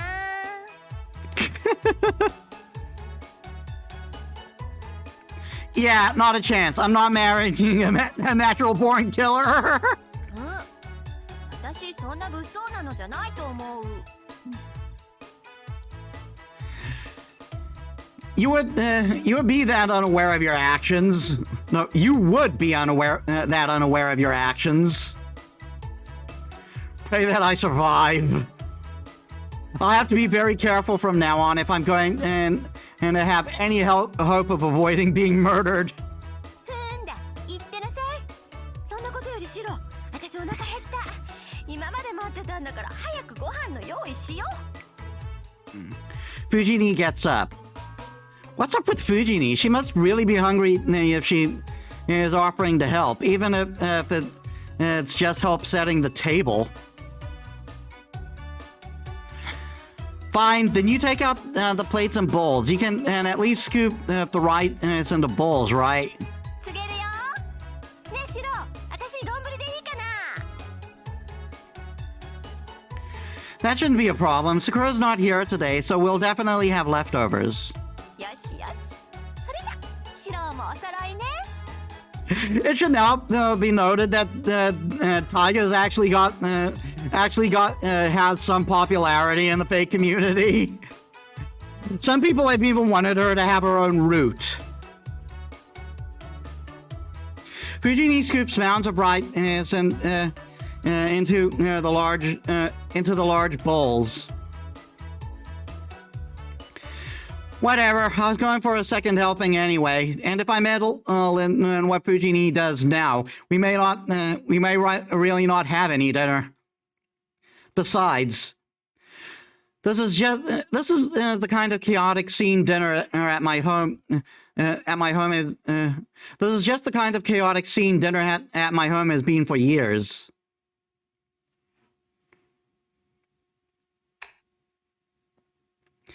Another day ends. We finish our rowdy dinner, and after I see off Fujini, I take a bath. After that, I head into the shed for my daily training. I complete it as usual, then go to sleep. It's 1 o'clock in the morning. Today ends peacefully without an incident.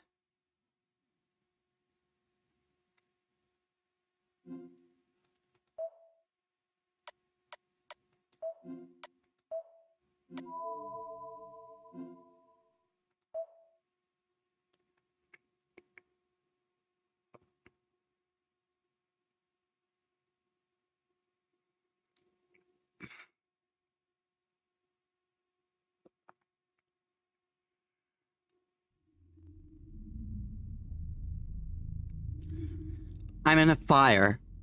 Houses crumble and people burn. No matter where I go, all I see is crimson. This is what I saw 10 years ago. It's a long-forgotten memory of the past.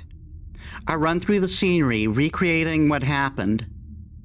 I know it's a nightmare, but there's no way to escape. I run and run. I keep running. Every time the scene ends with me as a child running out of energy and getting rescued.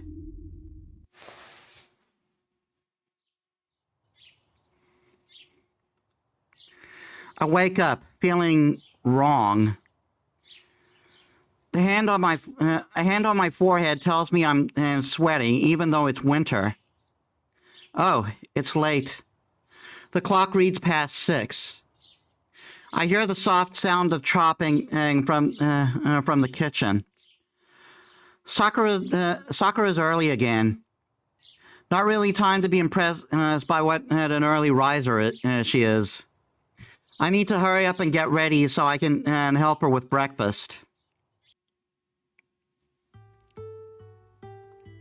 シロ、今日どうするのよ。土曜日だから午後はアルバイト？ No, not today. I might help Issei out. Why do you ask? 別に。暇だったら道場の方に遊びに来てくんないかなって。私、今月ピンチなのだ。A bind? Why? お財布事情がピンチなの。誰かがお弁当作ってくれると嬉しいんだけどな。Yeah, not happening. It's your mess. You can afford to miss a meal or two. で、シロには期待してないもん。私が頼りにしてるのはさくらちゃんだけなんだから。ね、さくらちゃん。は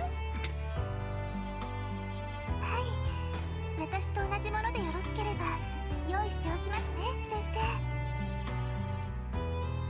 生。オッケーオッケー。じゃあ今日は一緒にお昼を食べましょう。Breakfast goes smoothly. Today's menu includes the typical side, the typical sides, and the main dish is braised lotus, through konyaku and chicken. Sakura probably didn't need to make such an elaborate dish for breakfast, but I'm guessing she made extra to pack for lunch. Yeah, chicken for breakfast, that's odd to me. But then again, I practically ritualistically have cereal for breakfast. Sakura is a member of the Kyoto Club, and Fujini is the club's faculty advisor. Nobody would think it was weird for the two of them to have the same lunch. そういえばシロ、今朝は遅かったけど何かあった？ Fujini looks my way as she sips her miso soup.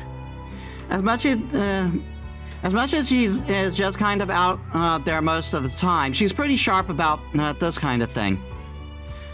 Had a dream about the past and woke up feeling crappy, that's it. なんだ、いつものことか。なら安心かな。It's not an interesting topic for Fujini, so she shifts the conversation in another direction.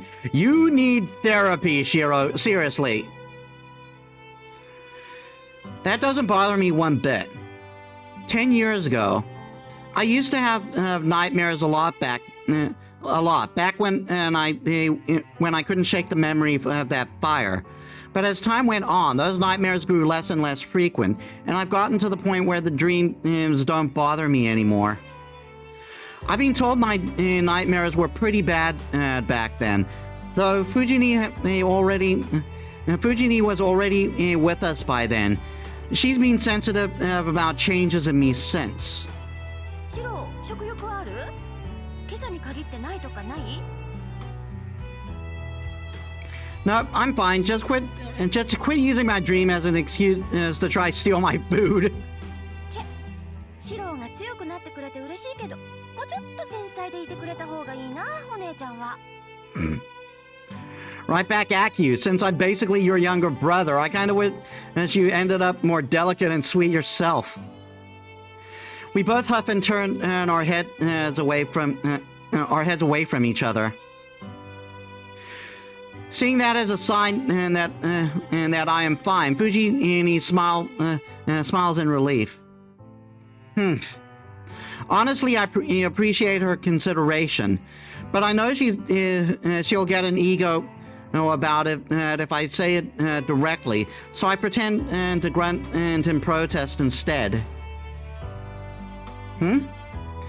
Sakura looks puzzled by our interaction.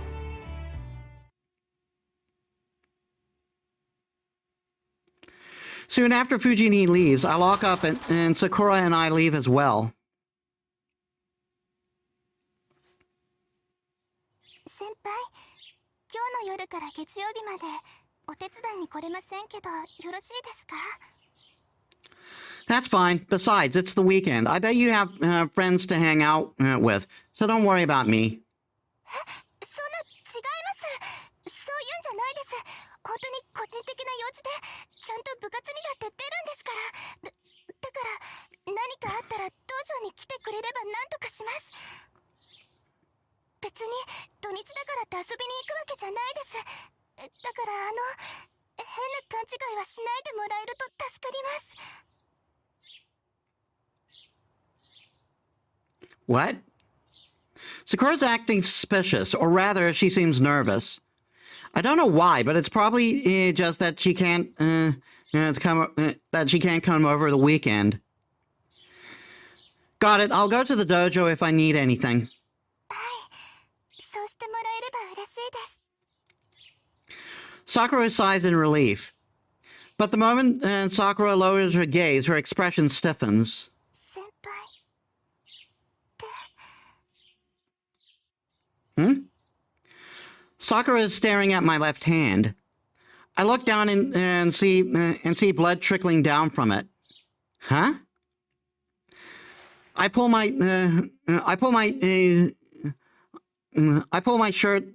out my shirt sleeve. Yep, blood. The hell? Did I cut myself with something last night? I would say that's something you normally wouldn't notice, but I've done that. I've sometimes find myself with a cut, somewhere that I have no memory of ever happening. But I don't feel any pain. It looks like there's a welt on my hand.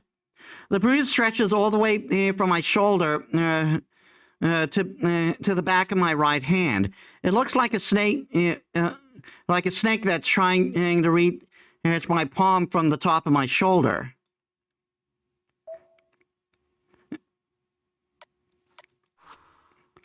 Well, it doesn't hurt. I'm sure it'll go away soon. I don't think it's anything to worry about. はい。先輩がそう言うのでしたら気にしません。 The sight of the blood probably made Sakura sick. Sakura. Since she's keeping her head down.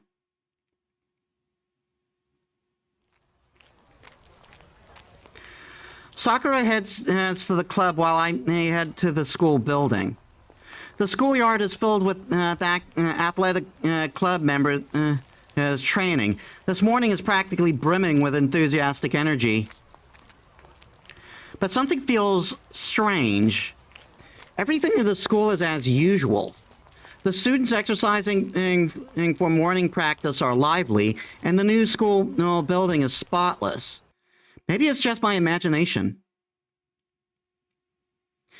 But when I close my eyes, the mood changes drastically. The building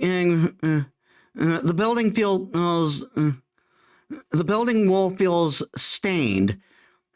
Like membranes have latched onto them, and the students themselves seem like empty dolls. Maybe I'm just tired. I shake my head and clear it. Head onto campus.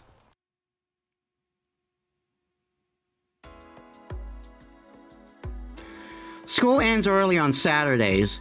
Classes end in the morning, but by the time I finish helping Issei, the sun is starting to set.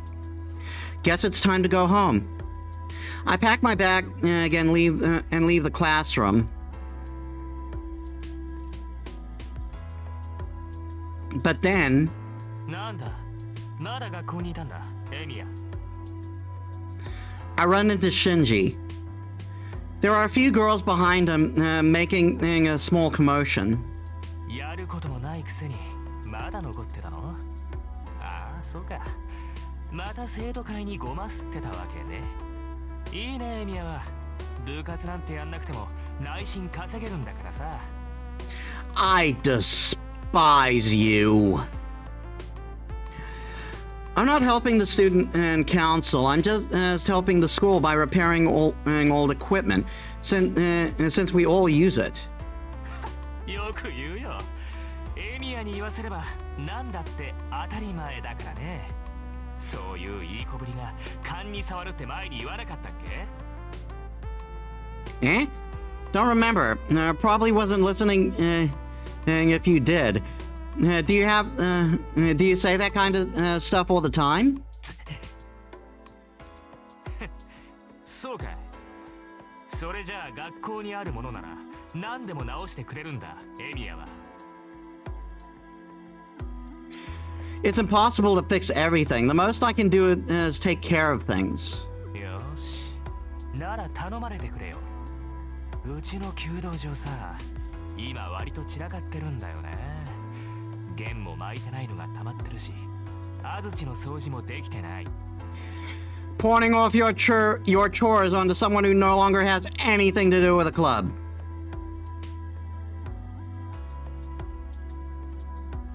暇ならさ、そっちの方もよろしくやってくれないかな。元弓道部員だろ。生徒会になんか尻尾振ってないで、たまには僕たちの役に立ってくれ。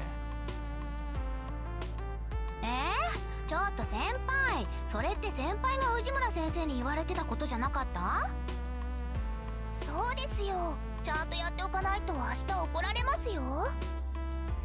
でもさ、今から片付けしてたら店閉まるじゃん。そこの人がやってくれるんならそれでいいんじゃないの？ Oh my god. I would have just straight up turned this guy down. I would have said, fuck you, it's your job, and go. If he were a nice person and he asked for help, I would have offered that. I would have gladly helped. 悪いよ。それに部外者に後片付けなんかできるわけないし。そうでもないんじゃない？あの人元弓道部員だってシンジが言ってるしさ。任せちゃえばいいのよ。The girls behind Shinji are awfully chatty. They seem to be Kyoto members, but since I don't recognize any of them, they must be the members Shinji recruited recently. じゃあ、あとはよろしく。鍵の場所は変わってないから、勝手にやっといてよ。文句ないよね、エミヤ。I want you to die so hard. No, I don't mind, and I've got some time on my hands, so it's no problem. And we have Shiro here, who's just a doormat. サンキュー。それじゃあ行こうぜみんな。つまんない雑用はあいつがやっといてくれるってさ。あ、待ってよ先輩。じゃああとはよろしくお願いしますね先輩。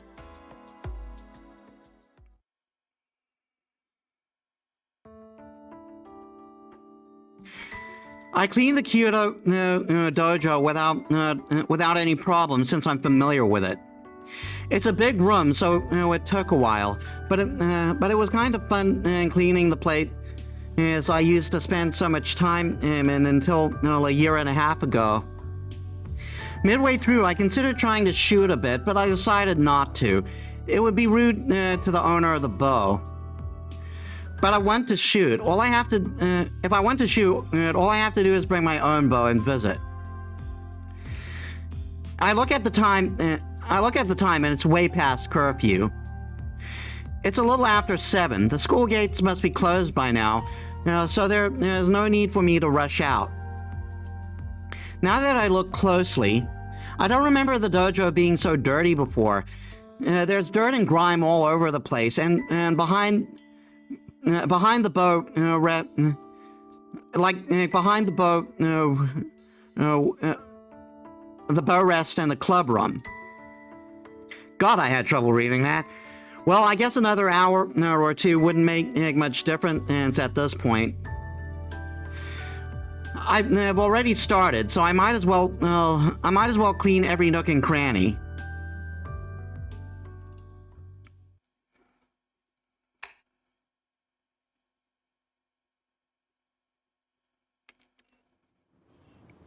The wind is starting to pick up.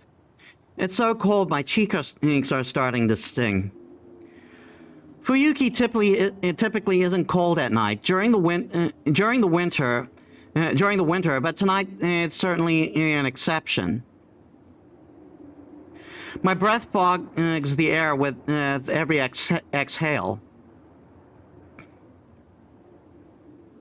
No wonder it's darker than usual. The moon is hiding tonight.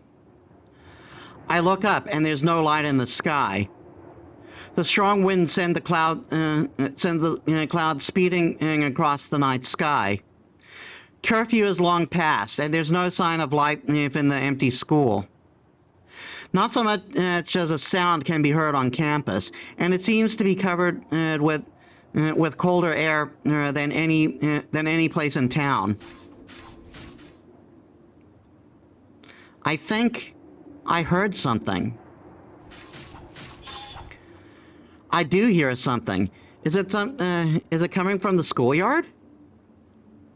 That night, under the frosty sky, I guess I just got curious about the sound that broke the hushed silence. So I headed toward the sound to investigate.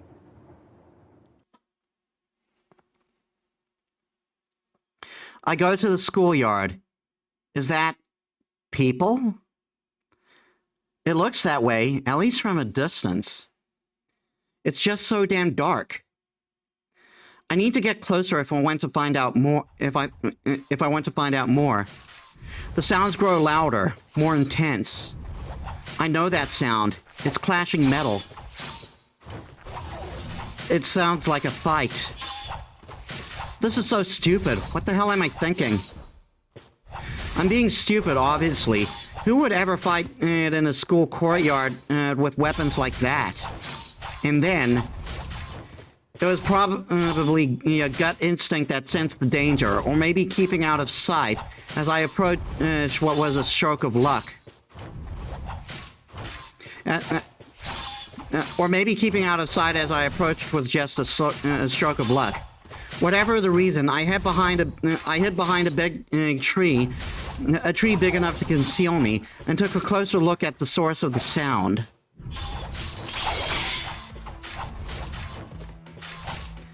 There, my mind froze.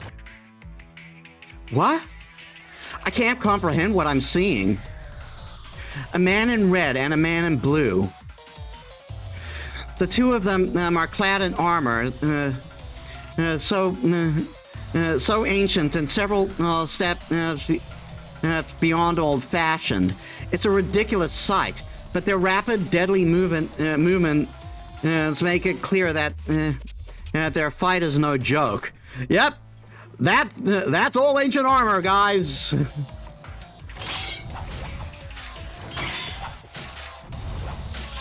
I don't understand.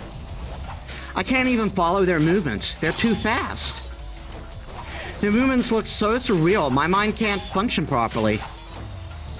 The sound of their clashing weapons is the only thing convincing me the two of them are actually fighting to the death.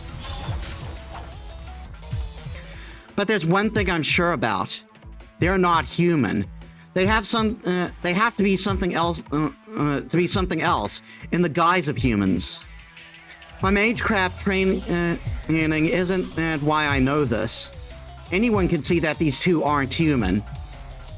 To start, humans just can't move like that. Nobody can get involved with whatever that is. I can feel their intent to kill, even from a distance. I'm going to die.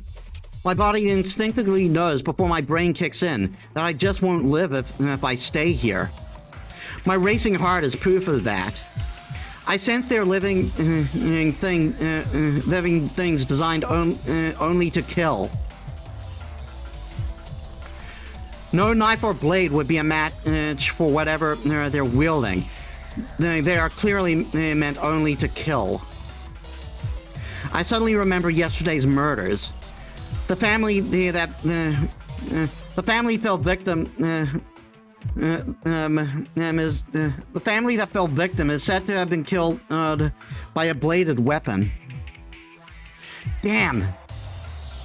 I shouldn't stay and watch another second. But I can't move a muscle. I can hardly breathe. My mind is telling me to flee, but something else tells me they'll find me the second I move.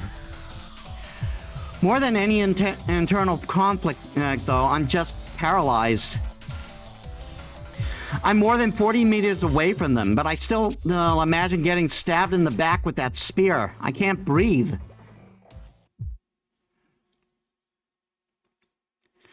The sounds stop. The two figures separate and facing each other. The two figures separate and stand facing each other. Just as I'm starting to feel a sense of relief that the fight is over, another stronger sense of malice creeps over me. What? My heart feels like it's shivering in my chest. The numbness in my body turns to convulsion, and I clench my teeth in an effort to compose myself. Unbelievable! Who the hell is that guy? A nauseatingly high amount of magical energy flows into the man in blue. Kuretsugu once demonstrated to me how to draw in magical energy from one's surroundings. It was a kind of magecraft so beautiful that it impressed even an apprentice mage like me. But this is different. The same way even a simple act of drinking water can look revolting if done excessively, the man in blue seems to be binge eating. The sight is so extreme that anyone with magical energy would find it repulsive. He's going to die. The man in red is dead meat. The attack will be infused with more magical energy than anyone could possibly defend against. He's going to die. That inhuman something in the guise of a man is going to die. What can I just let this happen? That question shakes me out of my paralysis. My body is suddenly free, and I take a deep breath. The man in blue glares in my direction. The man in blue crouches in my way and tells me one thing. In a way that tells me one thing. I'm his new target. My legs are moving before I even have a thought running. Have the thought of running. The rest of my body finally realizes that it's time to flee for my life, and suddenly all my energy is being poured into doing exactly that. I don't remember where I ran through or how I got here, but I'm in the school building. Real genius here. I regret my own actions as I huff and puff. I should have run towards town. Yeah, you really pulled a horror pro tag there. I've got to be the world's biggest idiot, thinking I can escape by running into an empty building. I mean, there are places you can hide in a building. A school of all places. There must have been other better places to hide. Again, there are better.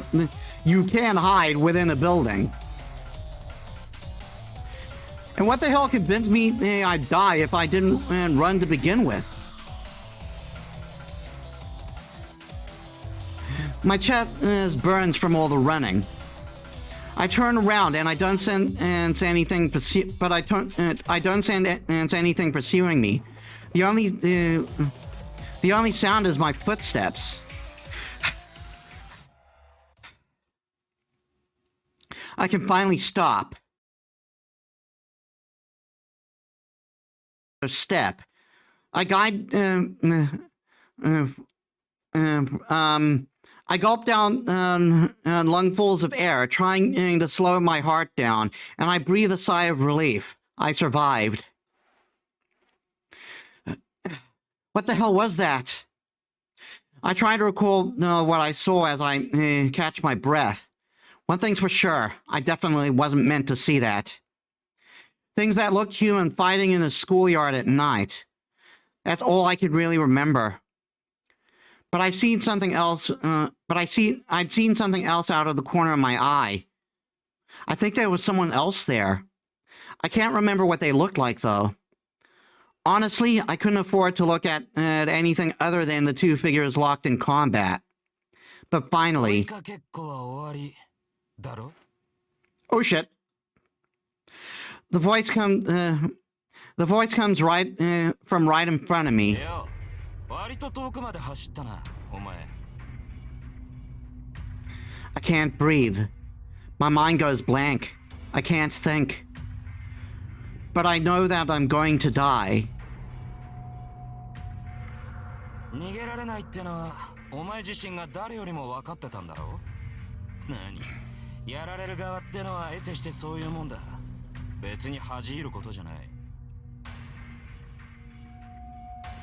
And with that, he raises his spear.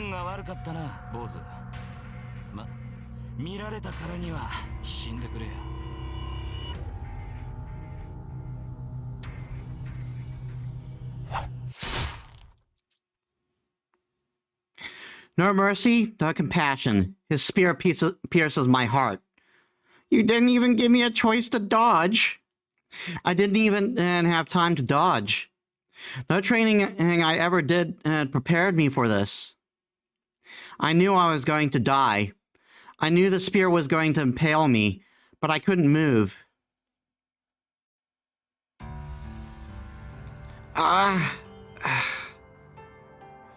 The world distorts me around me. My body grows cold. Numbness creeps from my fingertips and into the rest of me.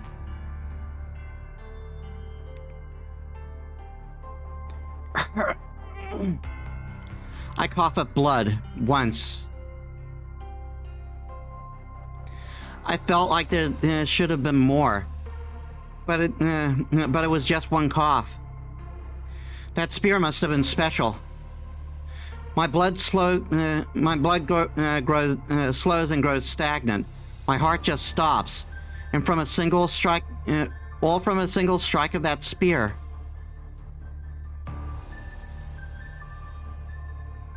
I can't see anything. I don't feel anything. I'm like a jellyfish floating in the dark sea at night. I stopped feeling pain long ago. The world has turned white, and I'm the lone dark spot. So rather than being aware that I died, it just feels like everything around me has ceased to exist. I know this. I experienced the same thing 10 years ago. This is what dying feels like.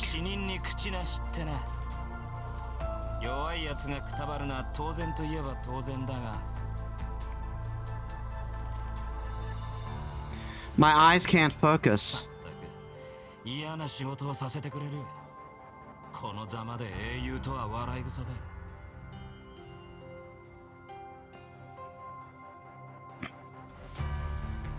I can only hear his voice.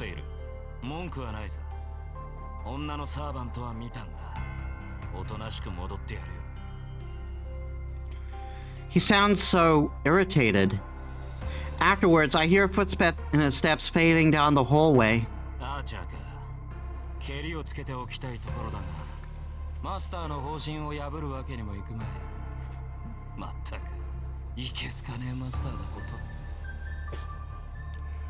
The voice suddenly disappears. He must have jumped out the window. Afterwards, the footsteps I heard earlier stop. There's an awkward silence. Then footsteps again. I can't hear that well anymore. 追ってあっちゃ。ランさんはマスターのところに戻るはず。せめて相手の顔ぐらい把握しないと。 I don't know who's talking. I muster up all my concentration as my mind fades, but I still can't put my finger on it. All I can hear now is the sound of my breathing. My lungs must my lungs must still be functioning. I hear a loud whistling sound coming from my mouth, like a passing typhoon. その割にはまだ死んでないってのはすごいな。 I sense somebody peering into my face. I'm breathing. My breathing must be loud. As the person reaches their fingers out to try and close my mouth. やめてよね。なんだってあんたが。 Whoever it is, they grit their teeth, seeming troubled. The moment I hear that sound, the person touches me without hesitation. 破損した臓器を偽装して代用。その間に心臓一つ丸々修復か。こんなの成功したら時計塔に一発合格ってレベルじゃない。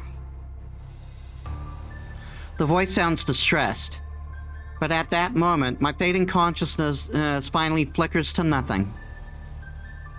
Sensation returns to my body. Slowly, little by little, my bodily functions return, like dewdrops trickling down a leaf. Drip, drip. What's going on? The person hovering over me is sweating, intensely focusing on where their hands are pressed against my chest. The next thing I know, the palm over my chest grows extremely hot. It's so hot, my corpse jolts and my cold, stagnated blood starts to flow again.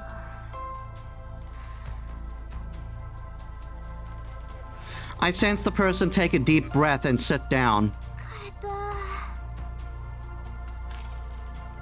I hear something fall. まあ仕方ないか。ごめんなさい、父さん。あなたの娘はとんでもなく薄情者です。 That was it. The person mocks herself, then leaves.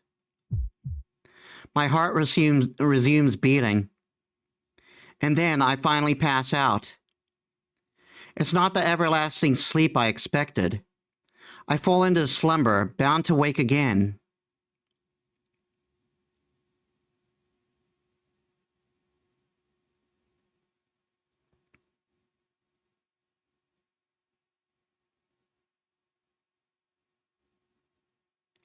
Ah! I wake up suddenly. I feel sick and my entire body aches. Every time my heart beats, a sharp pain stabs my head. What happened? My intense headache prevents me from remembering anything. My body is cold and stiff, likely because I've been sleeping in the hallway for a long time. The only thing I figure out is that the chest area of my uniform is torn, and my blood stains the whole floor. My head feels hazy as I get up. The spot where I've been lying looks like a murder scene. Damn, seriously. Was my chest stabbed?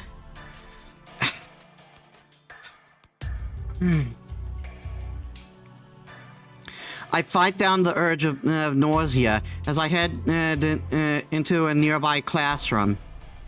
Staggering, I open a closet and pull out a rag and bucket. Huh? What the hell am I doing? I'm still confused. I encountered something unbelievable, then it murdered me. But here I am, still trying to clean up after myself. How stupid can I be? Damn, it's not coming out. I wiped the floor with the rag I found. I managed to wipe off the blood despite the incredible weakness in my whole body. Then gather up everything scattered around the floor and shove it into my pockets. This may be my way of hiding the evidence. But doing such stupid stuff because my head is all hazy. Ah. I pull the rag and bucket away and stagger out of the classroom like a zombie. My body heats up, and with every step I take. It's so cold, yet my body seems on fire.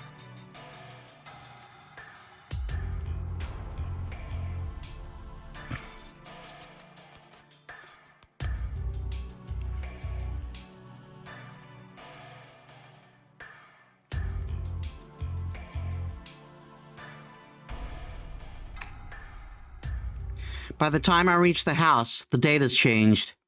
There's nobody in the house. Sakura and even Fujini left long ago. I collapse on the floor. Lying on the floor is what lets me finally calm down a bit. I inhale deeply. My heart feels like it cracks every time my chest expands and draws to draw in air. Actually, it's the opposite. It's not my heart. It's not that my heart is cracking. The hole in my heart is just patching up. So expanding my chest. So expanding my chest opens the wound. Is just patched up. So expanding my chest opens the wound. So I really was almost killed. That's also not true. I wasn't almost killed. I was killed. But someone saved me, and now I'm alive. I wonder who it was. I would really like to thank them. If they were in the area, it means they could be involved with the people fighting. But it still doesn't change the fact that they saved me. So I need to thank them properly one day. The moment I drop my guard, the pain returns. At the same time, nausea strikes me. I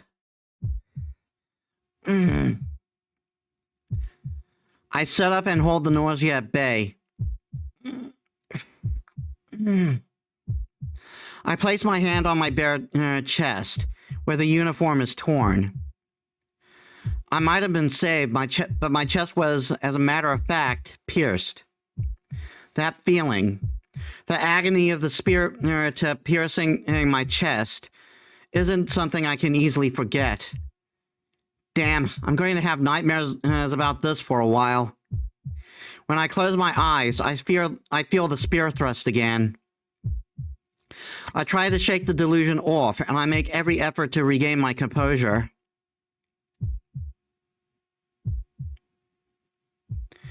Good, I'm calming down. This must be thanks to my nightly training. My thoughts clear as I take slow, deep breaths, and the fever and nausea abate a bit. So, about what happened. The man in blue and the man in red. They looked human, but I know they're not. They could have been ghosts of some kind. But I've never heard of ghosts having forms that allow them to interact with humans like that. And the thing was talking, which makes it a little harder to believe it was a ghost if it had a will of its own. From what I heard, the only spirits that possess physical bodies are the elemental types, but I thought elementals didn't look human. Well, that's not the issue here. There's a more fundamental issue. Those two were trying to kill each other. And there was a robbery and a murder at a house nearby. Eerie stuff like that has been plaguing Fuyuki lately. With all of this in mind, the only conclusion I can come to is the situation out of my control. If only the old man was alive right now. I guess that was kind of whiny, but I'll put it down to the patched up chest wound that still feels so raw. Idiot! I've already decided to do what I can, even if I don't understand what's going on. I can complain later. First of all, I need to decide whether I should get involved or not.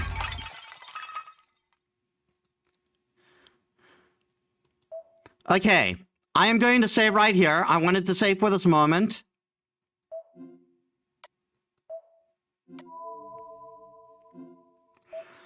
And we'll actually call it there for today. I know it's not quite time.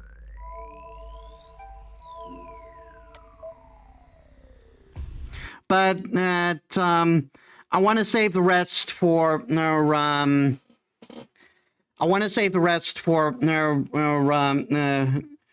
for next week because it's about to get real. Whoop.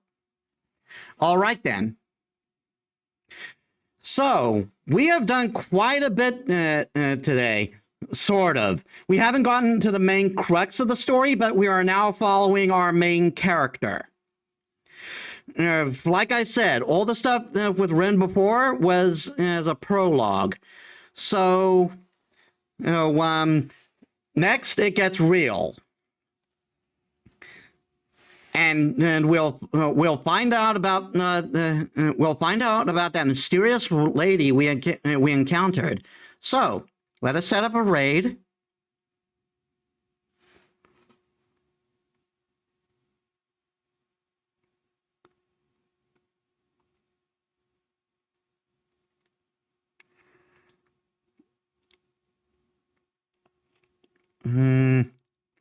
Any more regular streaming? I know Robin's not streaming today.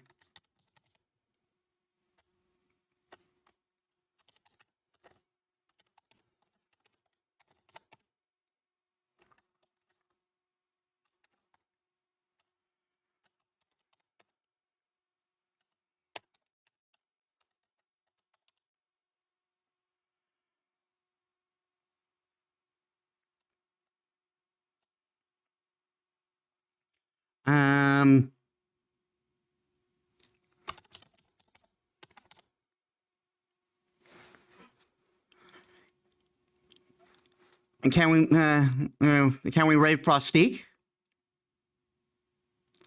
Yeah, Frostique it is.